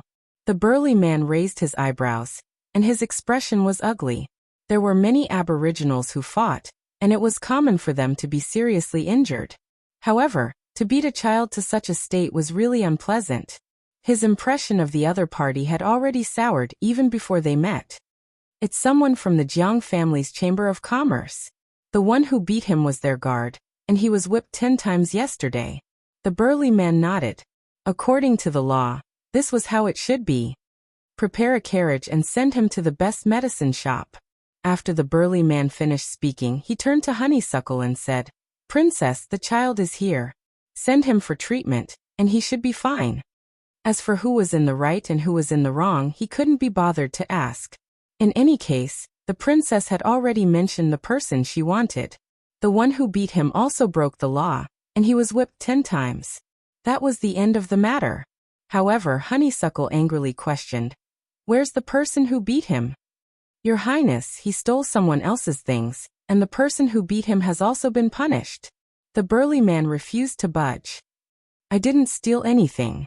Foggy, who was on the verge of death, shouted out of nowhere and cried loudly, "Boss, I didn't steal anything. I really didn't steal anything." "He didn't steal anything." Honeysuckle's small face was fierce, and there seemed to be a murderous aura around her, shocking the burly man. "Your Highness, how about we send him for treatment first, and then we'll pursue the matter later?" The burly man said. "Hurry up and send Foggy over." "Boss, I picked up a piece of gold, and someone saw it. That person coveted the gold, and said that I stole it from him. I didn't steal it. I waited the whole afternoon to see if anyone would go back to look for it." Foggy struggled and cried. His hands were weak, and he couldn't exert any strength. However, the other children didn't have much strength either, and they almost fell to the ground when he struggled. The people from the Public Order Division hurriedly stepped forward to steady him. Honeysuckle was furious when she heard this. Her anger seemed to be burning something in her body, making her feel uncomfortable and wanting to vent. "Did you hear that? He didn't steal anything. Hand over the person who wronged him." The burly man turned his head and asked the man who had experienced the incident yesterday, "What evidence does he have?" The man immediately broke out in a sweat. When the burly man saw his appearance, he immediately understood something and said angrily, "You dare to imprison him without evidence? You dare to let him go?" The Jiang family steward said that this kid stole his gold, and the stolen goods are also here. The man stammered, "Where did this beggar-like kid get the gold?" Moreover, there were witnesses and material evidence, so he didn't think too much about it. But who would have thought that something big would happen? That kid actually knew the princess, and the princess even came knocking on his door. The burly man was furious and kicked him to the side. Take some people and bring the steward of the Jiang family's Chamber of Commerce here to confront him. We'll naturally know who's telling the truth and who's lying. After saying that, the burly man turned to Honeysuckle and cupped his fists. Your Highness, we'll know what happens later. If the Jiang family steward is telling the truth, please don't make things difficult for him, Your Highness. If the Jiang family knew that this burly man could speak like this to the princess, they would definitely be touched. The aboriginals were reckless by nature, but if they weren't, then they weren't. They rarely did those superficial things, and this could also be considered an advantage. Honeysuckle's anger subsided a little, mainly because her anger wasn't directed at the person in front of her. She said, Fuji wouldn't lie to me. The Jiang family's Chamber of Commerce's steward was surnamed Jiang Xian. He was a collateral descendant of the Jiang family. He wasn't very talented and didn't have any backing. After working for decades, he was only a small steward in the Chamber of Commerce. At this time, he was drinking with someone in a restaurant in the city. Apart from him, there were a few other members of the Jiang family, including a descendant of the Jiang family in the imperial capital and the shopkeeper of the local Chamber of Commerce. He didn't take to heart what happened yesterday. If that little beggar was in the Yin nation, no one would do anything to him even if he was beaten to death on the spot. Thus, he didn't expect to get into such big trouble. The Public Order Bureau first went to the Jiang family's residence in the imperial capital and hurried over after hearing about Jiang Xian's whereabouts. Jiang Xian was fawning over the Jiang family descendant. After all, the other party was a descendant of the imperial family and was much stronger than him. At this time, heavy footsteps came from the stairs. A few armed constables from the Public Order Bureau came up with gloomy expressions and headed straight for this table. The shopkeeper was considered a local tyrant. He got up and was interrupted halfway. The person pointed at Jiang Xian. You come with us. Jiang Xian got up with a puzzled expression and forced a smile. What exactly is the matter? His eyes scanned the faces of the newcomers and saw one of the constables he had seen yesterday. He was even more puzzled. Stop talking nonsense, let's go. One of them said coldly. They all had gloomy expressions. Their attitudes weren't good mainly because the princess had come looking for them, and things had changed. However, they weren't sure who was telling the truth and who was lying. They didn't completely treat Jiang Xian as a criminal. Otherwise, they would just beat him up and drag him back. A young man in his 20s sitting at the head of the table stood up and smiled. I am Jiang Ning. I have also paid my respects to Master White Stone. I wonder what crime Jiang Xian of the Jiang family has committed. Even if you want to arrest someone, you have to give an explanation? The faces of the constables were dark. It was because this Jiang family had some status and had connections with the head of the Public Order Bureau, White Stone Eagle, that they believed his words yesterday and threw the kid into jail. Explanation? Humph. You know what happened yesterday. The constables ignored Jiang Ning and spoke directly to Jiang Xian. Come with me to confront him. Did that kid steal your gold? Or did you covet someone else's gold and falsely accuse him? Jiang Xian's heart jumped. A hint of panic flashed through his eyes. Then he straightened himself and forced a smile. Didn't you already find out what happened yesterday? Stop talking nonsense. Come with me to the Public Order Bureau to confront him. The constable's face was impatient. Jiang Xian was flustered. He didn't know what had gone wrong.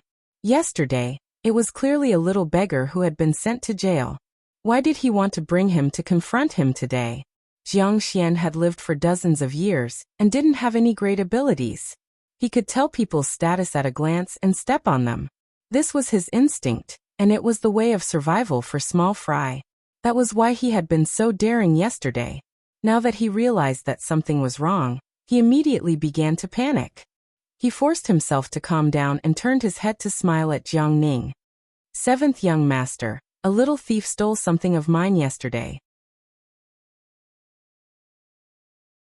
It seems that they want me to go to the Public Order Bureau to confront him. I'll go with them. Jiang Ning could naturally tell that something was wrong from the attitude of the constables. He looked at him and thought of something. Since there's nothing else, I'll go see what's going on. Jiang Xian was overjoyed. With Jiang Ning here, he felt much more at ease. He made up his mind that no matter what, he would insist that it was the little thief who stole his things. He had to figure out how to smooth things over and not give himself away. First, he had to set a small goal. For example, 1 second. You're tuning in to the Li Mei's Wuxia Whispers YouTube channel.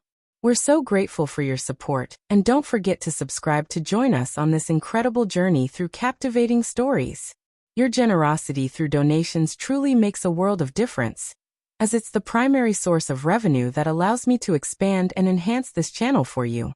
Thank you from the bottom of my heart for being a part of this adventure.